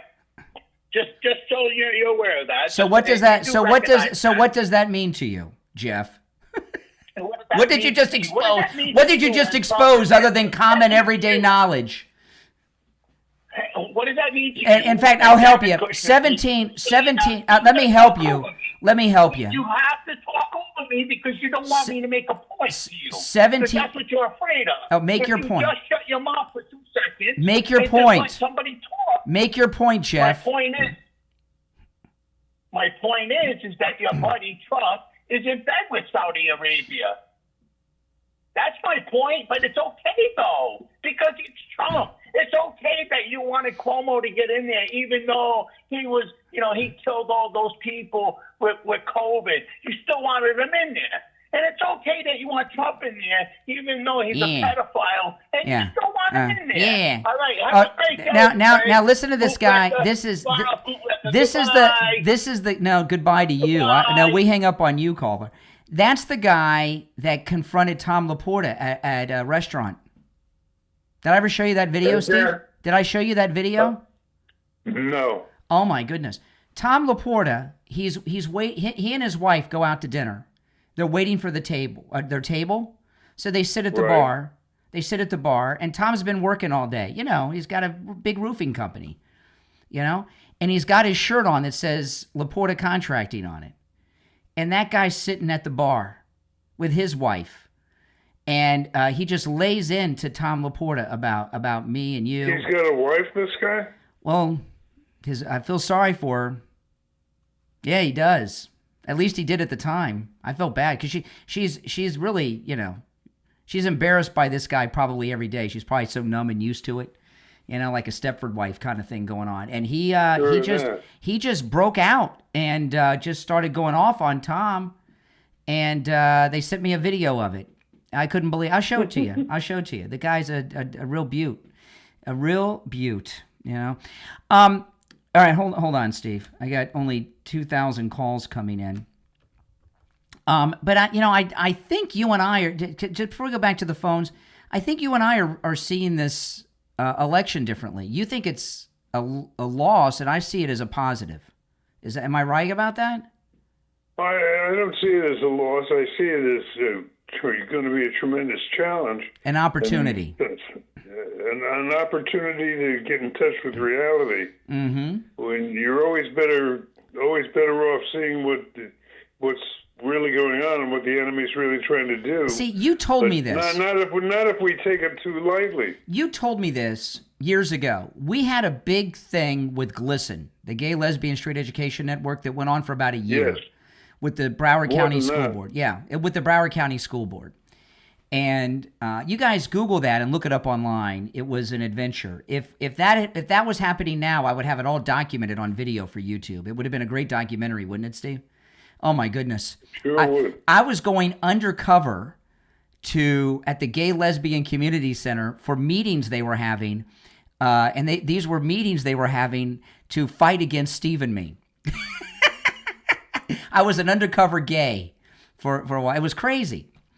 You were great. Oh yeah.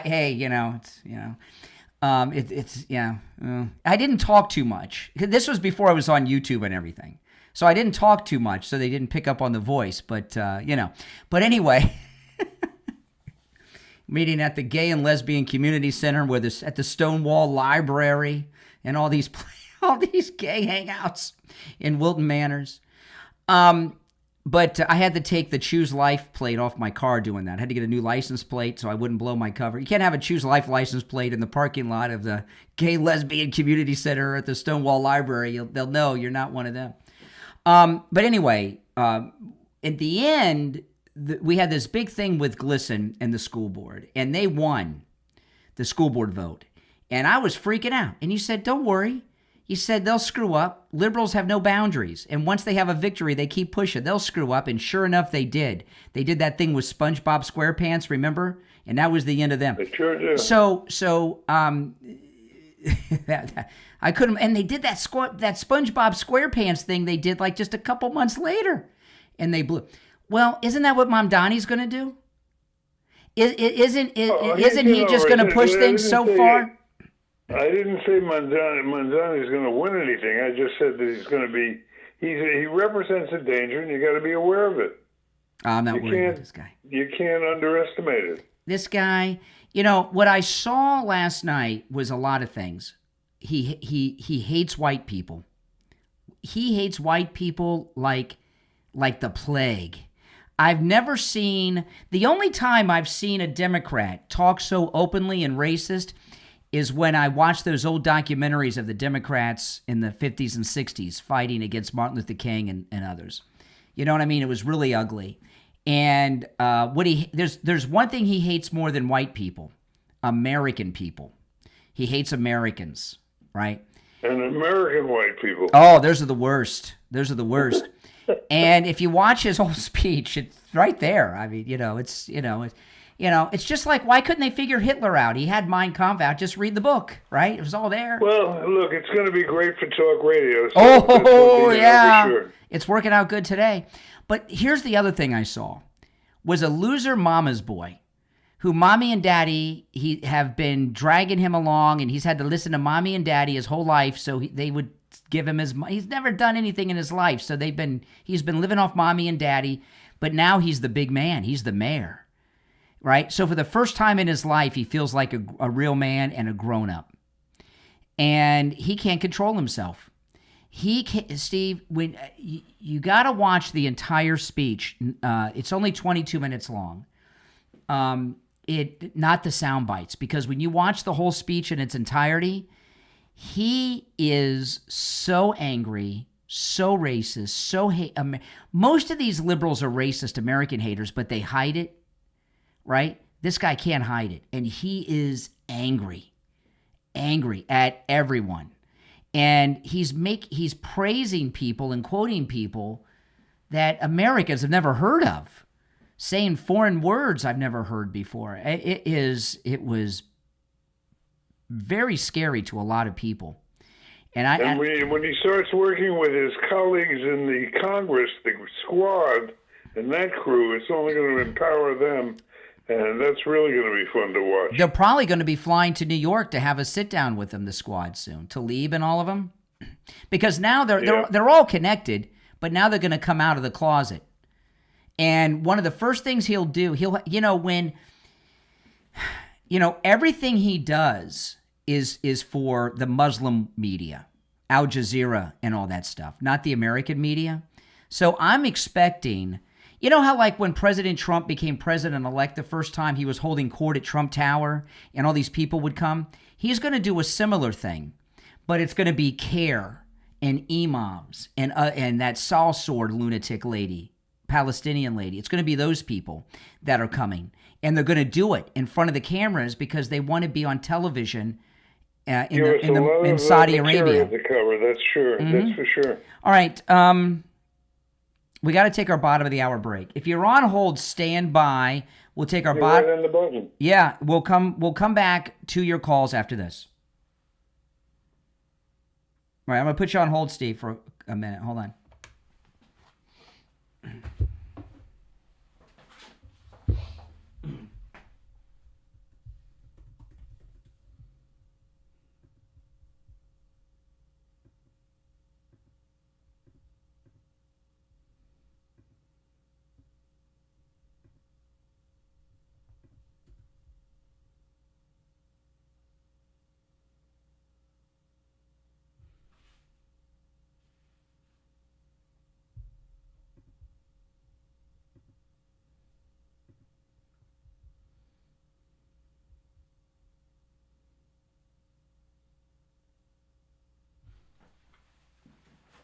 Now, let me, while we're waiting to come back, because we got...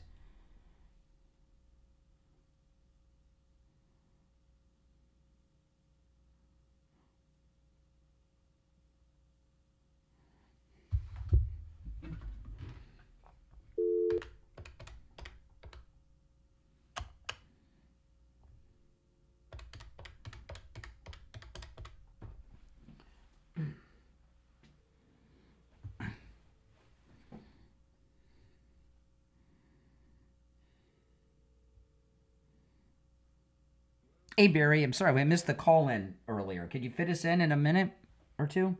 Okay, we're in our bottom of the hour break, but when we come back, I'm going to put you on hold, and then I'll be back to you shortly. Hold on.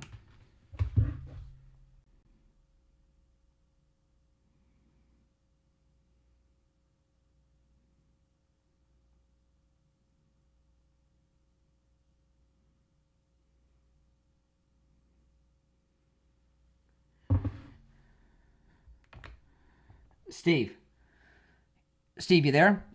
Yeah, I'm here. Okay, we got 1 minute. When we come back, we're going to have Barry, okay? Hold on. Excellent. Okay, hold on. Barry, we have less than a minute. Okay. Okay, stand by.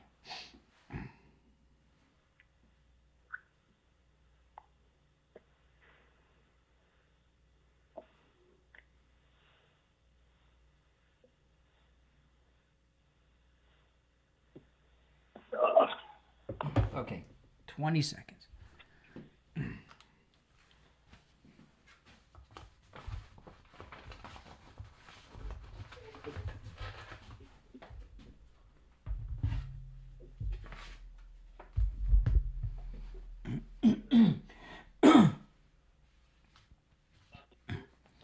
All right, here we go.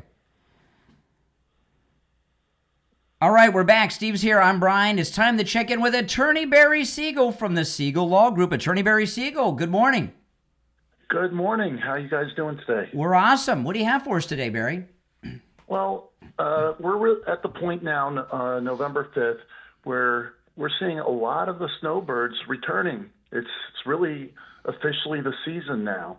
You know, we're past Halloween. We've got Thanksgiving coming. We're seeing all the holiday advertising, and we're hearing the music. It's that time of the year already. Yeah. And what that means, when we have the snowbirds down, we get a lot of people who come in and get their estate planning updated, because many of them are Florida residents.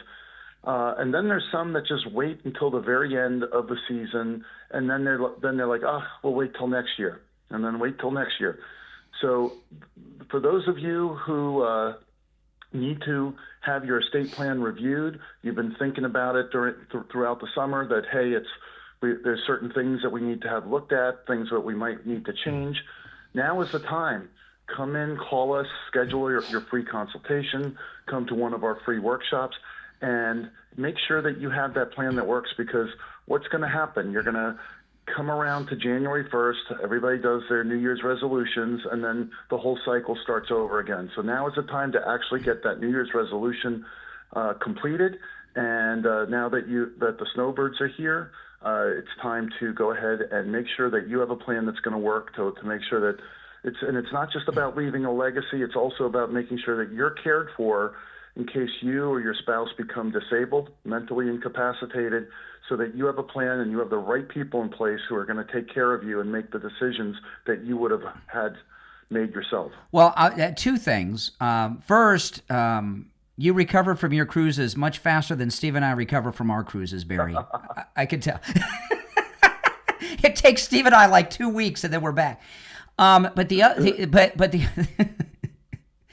other thing for the snowbirds, you can actually have probate in 2 states if you don't take care of things, right?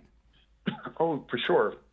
And that's a good point. That for those of you who are snowbirds and you own property in that other state, wherever you're coming from, if you don't have it properly set up, here as a Florida resident, you could end up having a probate here in Florida and a probate in that other state. So that other property, the proper way to set it up would be to set it up so that you have your Florida trust, and then to make sure that you fund and transfer the ownership of that property in whatever state, including your Florida properties, into your trust, so they won't go through probate and leave a mess for your loved ones. That's right. Well, listen, give the Siegel Law Group a call, and remember, mention you heard Barry on the program, and you could take advantage of the no-charge in-office consultation. 855-FLA-3782. 855-FLA-3782, and online, SiegelLawGroup.com. All right, Attorney Barry Siegel, we'll talk later in the week. All right, look forward to it. All right. Thank you. Okay, we are back. I'm Brian. You with us, Steve?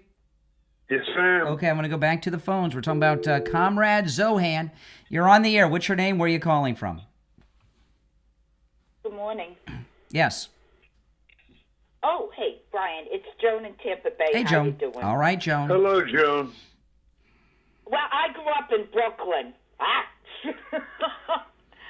Sorry about that. Yeah, well, no, my mom moved us out in 1969 when I was 12. They started to put the gates up on the stores on Foster Avenue by us, and my mom says, we're out. She moved us to Florida. So I've lived in Florida way longer than I lived in New York City. But I still got family there, and, I would go up and visit and stuff, you know?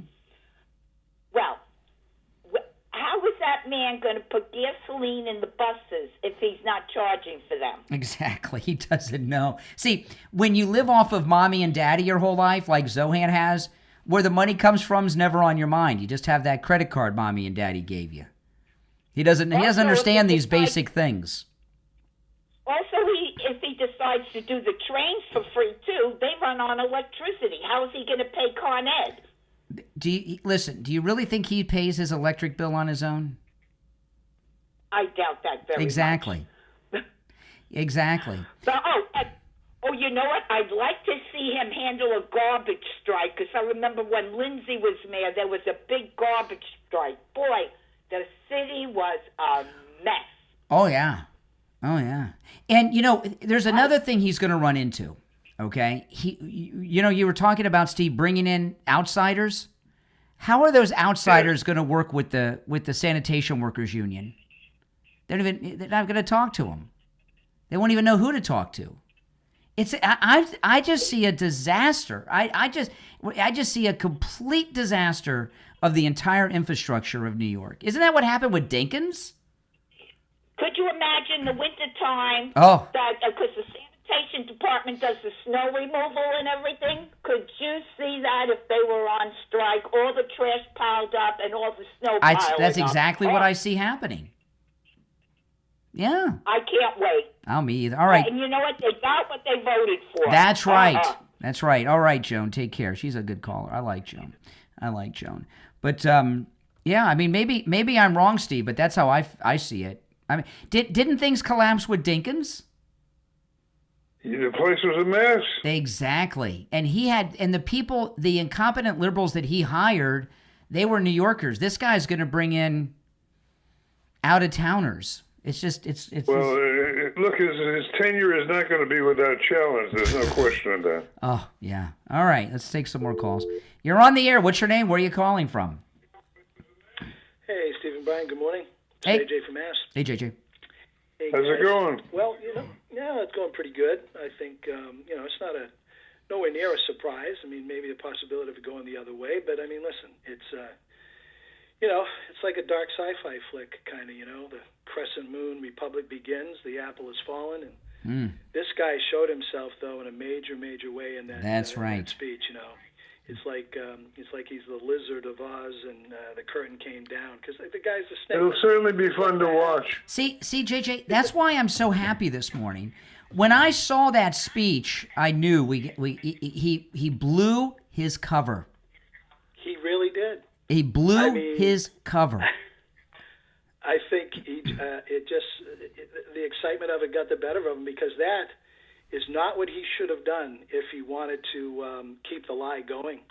He should not have done that, and so he showed us. And that comment that he made to Trump, turn up the volume, that's some kind of code word that means F you. Some hipster millennial code word. I don't know where it comes from, but that's what he said. He said F you to the President of the United States. Well, he is. That's his campaign strategy. He's going to be doing that to everybody in New York. I mean, what's going to happen when all the things that he promised, everything that this guy promised, I think New York is going to eat him alive when he can't deliver on anything. But it's going to be interesting to see who he blames. It's going to be Orange Man bad, Trump this, Trump that. And but the people of New York City, they're gonna find out. They just they voted for a bag of rocks. The guys, and I don't even know if he's going to make it, Brian. I know he can't be. It's strange, the politics in New York. But and by the way, I was looking up online for this. Turn up the volume. It's a Gen Z thing, and it means you can effing suck it up. Is the exact translation? Is that's what they're saying on TikTok. You can effing suck it up. Well, this guy, Scott Jennings called him the hood ornament. I think there's going to, it's going to be interesting, the conversations that are going to be had about this guy and the memes that are going to come out. This is what I think. Steve and I are totally different, but again, it's your hometown, Steve, so you got a special. I'm just a tourist in New York, right? But the thing about this, these people that voted for him expect this crap, the free everything, and he can't deliver on any of it. So they're going to turn on him. They're going to turn on him quick.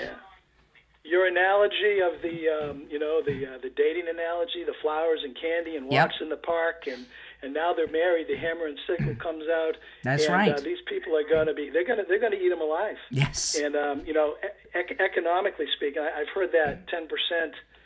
I mean, listen, without me, I mean, Manhattan does a majority of the business. But I'll tell you this, Brian, I agree with what Barbara mentioned earlier about voting fraud.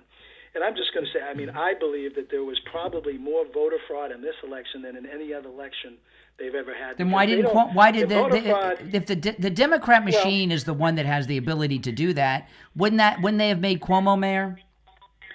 No, well, here's the thing. I mean, regardless of Brian, it's a business for them. It's what they know. It's what they do. Listen, JJ. It's a business. The New Yorkers if are there's just money to be made. They're going to make the money. The New Yorkers that are still in. A lot of people left.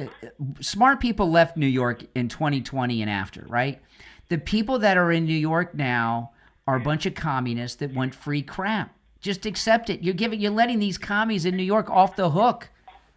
This is what they voted for. Brian, there's a lot of those commies that work their way into the, into the government apparatus. Mm-hmm. I mean, I think listen. I got to run for our last break. Two different criminal divisions. You're right. You're true.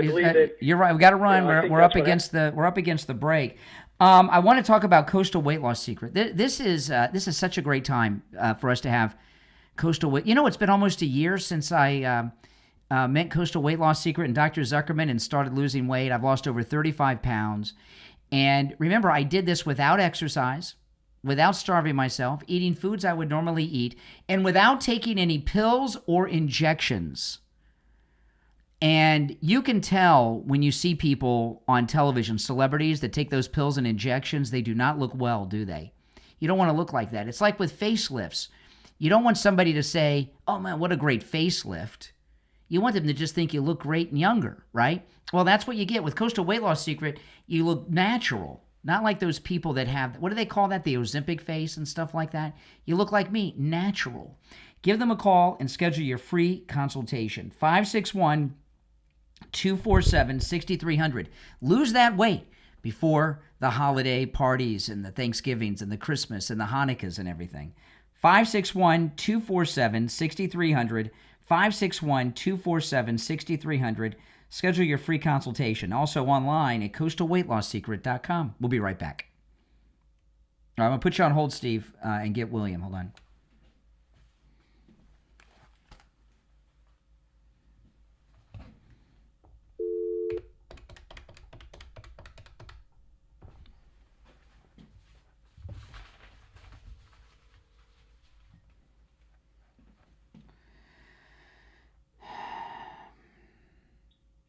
Hey there. Yeah, I can. You sound great. Hold on.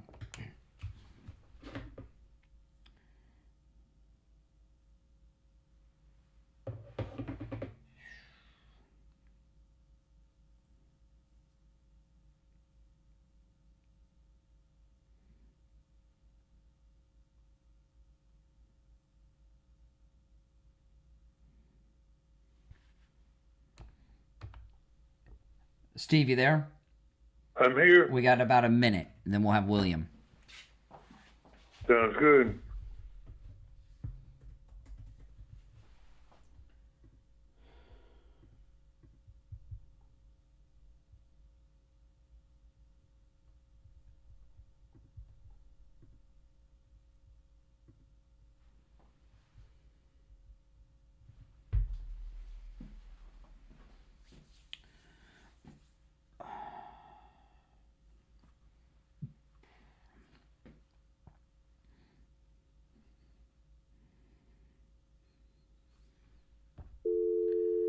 All right, William, we have 30 seconds. Okay. All right, guys, hold on.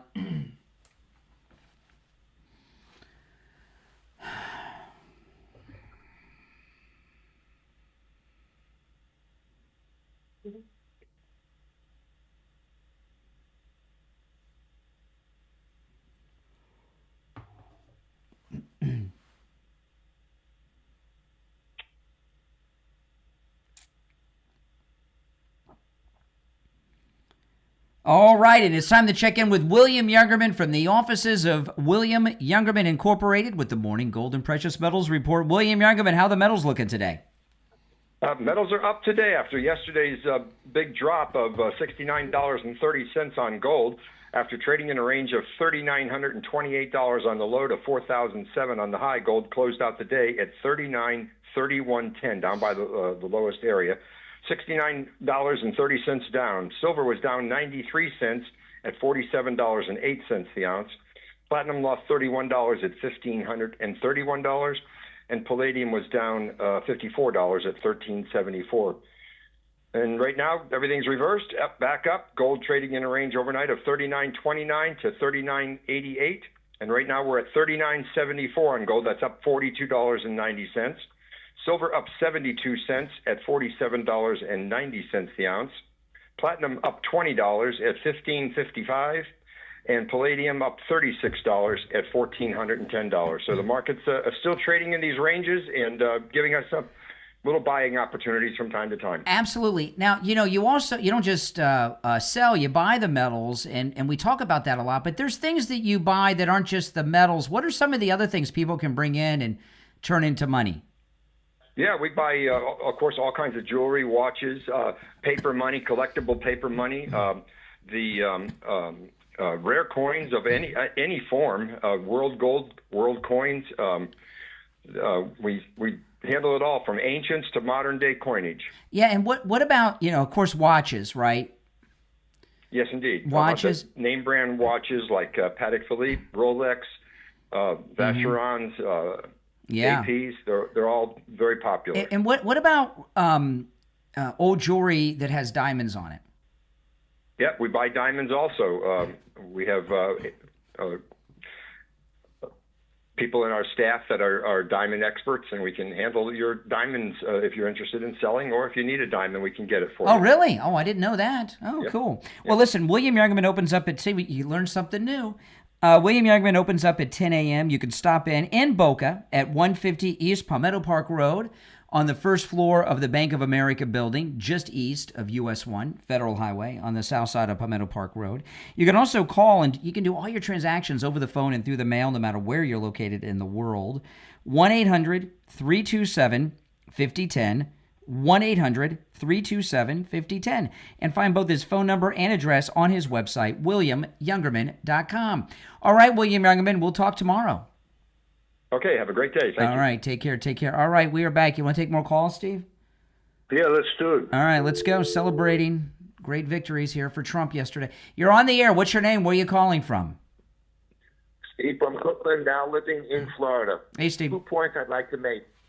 New Yorkers have the shortest memories in the world. They forget that after 9/11, parts of Brooklyn, big parts of Brooklyn, Atlantic Avenue, where the Muslims were going crazy. They were celebrating the downing of the Twin Towers. Yeah. Forgot it all. They forgot that all. The second thing is, you're forgetting the generation that's being brought up 25 years ago, these little Muslims. They have 5, 6, 7, 8 kids each, growing that population to a point where Americans are having 1.2 children per family. So you're talking about the taking over of the United States, or you're taking over New York. It's right there in a nutshell. Well, see, you bring up a good point. The birth rate and the death rate are almost the same now. And that's one of the things President Trump's working on. And that's one of the reasons that the left and the enemies of this country, China and the rest, pushed all this gender and gay stuff. The young people of childbearing years most of the sex they're having is not the kind of sex that leads to reproduction, right? Right. So they've had 25 years. Yeah. They've had 25 years to indoctrinate all these kids that they're having. Yeah. So with all this gender stuff and gay stuff and everything, they're not getting pregnant as much as they used to. That's one of the things Charlie Kirk was talking about, telling people they got to have babies and more babies. Yeah, it's true. No, you're right about that. It's a big, but all of these problems, it's all Obama. You look back at Obama's presidency, and it seems pretty non-eventful. It was very eventful. It was just all in the dark meeting rooms at night. The spy operation on Trump, the coup on Trump, bringing the millions of Muslims. They did a massive recruitment of school teachers. So Obama was doing a lot. It was just in the dark, behind closed doors. Well, if they want to vote for somebody whose name is Hussein Obama, they're going to have it. Well, if you remember when they first were talking about Obama on The View, do you remember what Joy Behar called him? Oh, Joy Behar. No, this was Joy Behar on The View, called him Barack Osama. Barack Osama. Remember that? Yeah, she misspoke. No, well, we never, what kind of, and that's what they did. All right, appreciate the call. Well, thanks for taking my call. Thank you. Yeah, no, I'm not worried. I know all the things that the caller said, you said, it's all true, but we have Donald Trump to combat all this. So if we didn't have Trump, I wouldn't be so happy today. And in a way, Steve, if Cuomo would have become mayor, Cuomo's whole job would have been to get nominated to be the Democrats' nominee for president. And he could have been, if he did. So we could have done more long-term damage with Cuomo than with this guy. This guy's going to be exposed real quick. And he's so arrogant. Because mommy and daddy always told Comrade Zohran everything he did was perfect with the participation trophies and all that stuff. He thinks that everything he does is perfect. He doesn't know. He's too arrogant, narcissistic, and just plain stupid to know that he's incompetent. And, you become mayor of Dearborn, Michigan. It's not the same thing as being mayor of New York City. You got to be able to do stuff. Yeah, he's a little smug. Mm-hmm. Yeah. And once he goes down there to City Hall, you got to be able to govern and dictate. And I wonder, the people that run these different agencies in New York City, are they going to start retiring? Like the police commissioner, as an example. Well, that's going to be an exodus of police. That's what I worry about. That's his worst nightmare. Yeah. Right? Yeah. And well, yes and no. I don't know. It depends. Well, Florida has great offers for New York City police and Chicago police. You get to keep your pension transfers to Florida. They get great incentives. Poor friends in New York are going to be under the gun. It's their fault. They voted for this guy. Go talk to Curtis Sliwa. Right? Curtis Sliwa didn't have enough of the vote to change it. Mamdani got the last count I saw. Now this could have changed because I haven't looked since it went on the air, but it was like 50.3 or something. Last time I checked was like 5 a.m. But if it was a bigger majority than I had thought or than I expected. Yeah, but if Curtis Sliwa and Adams and Cuomo joined forces a few weeks ago against him, mobilized together, he may have been defeated. But possibility. If it was just one-on-one. Mm-hmm. But he wasn't. No, it wasn't. But they weren't able to pull that off. I hold Curtis Sliwa responsible for it, though. He solely is responsible for this.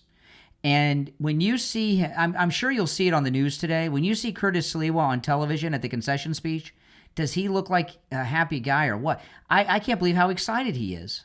He is so excited that Zohran won because he's got relevance now. He's got something to fight against, I guess. I don't know.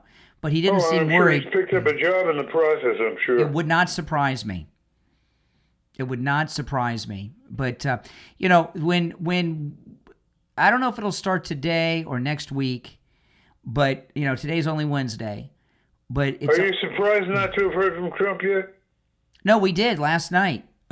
He said, he responded to all of it. He said because he wasn't on the ballot. He didn't campaign for anybody, if you notice. He didn't campaign for Winsome Sears or any of these people. And these were blue states, blue cities with mostly, blue voting blocks. He wasn't campaigning. He said vote. He gave some mild endorsements, but he didn't do any rallies or anything like that. And he said Trump wasn't on the ballot. He responded last night. Oh, let me tell everybody before we go about Friendly Tire in Margate.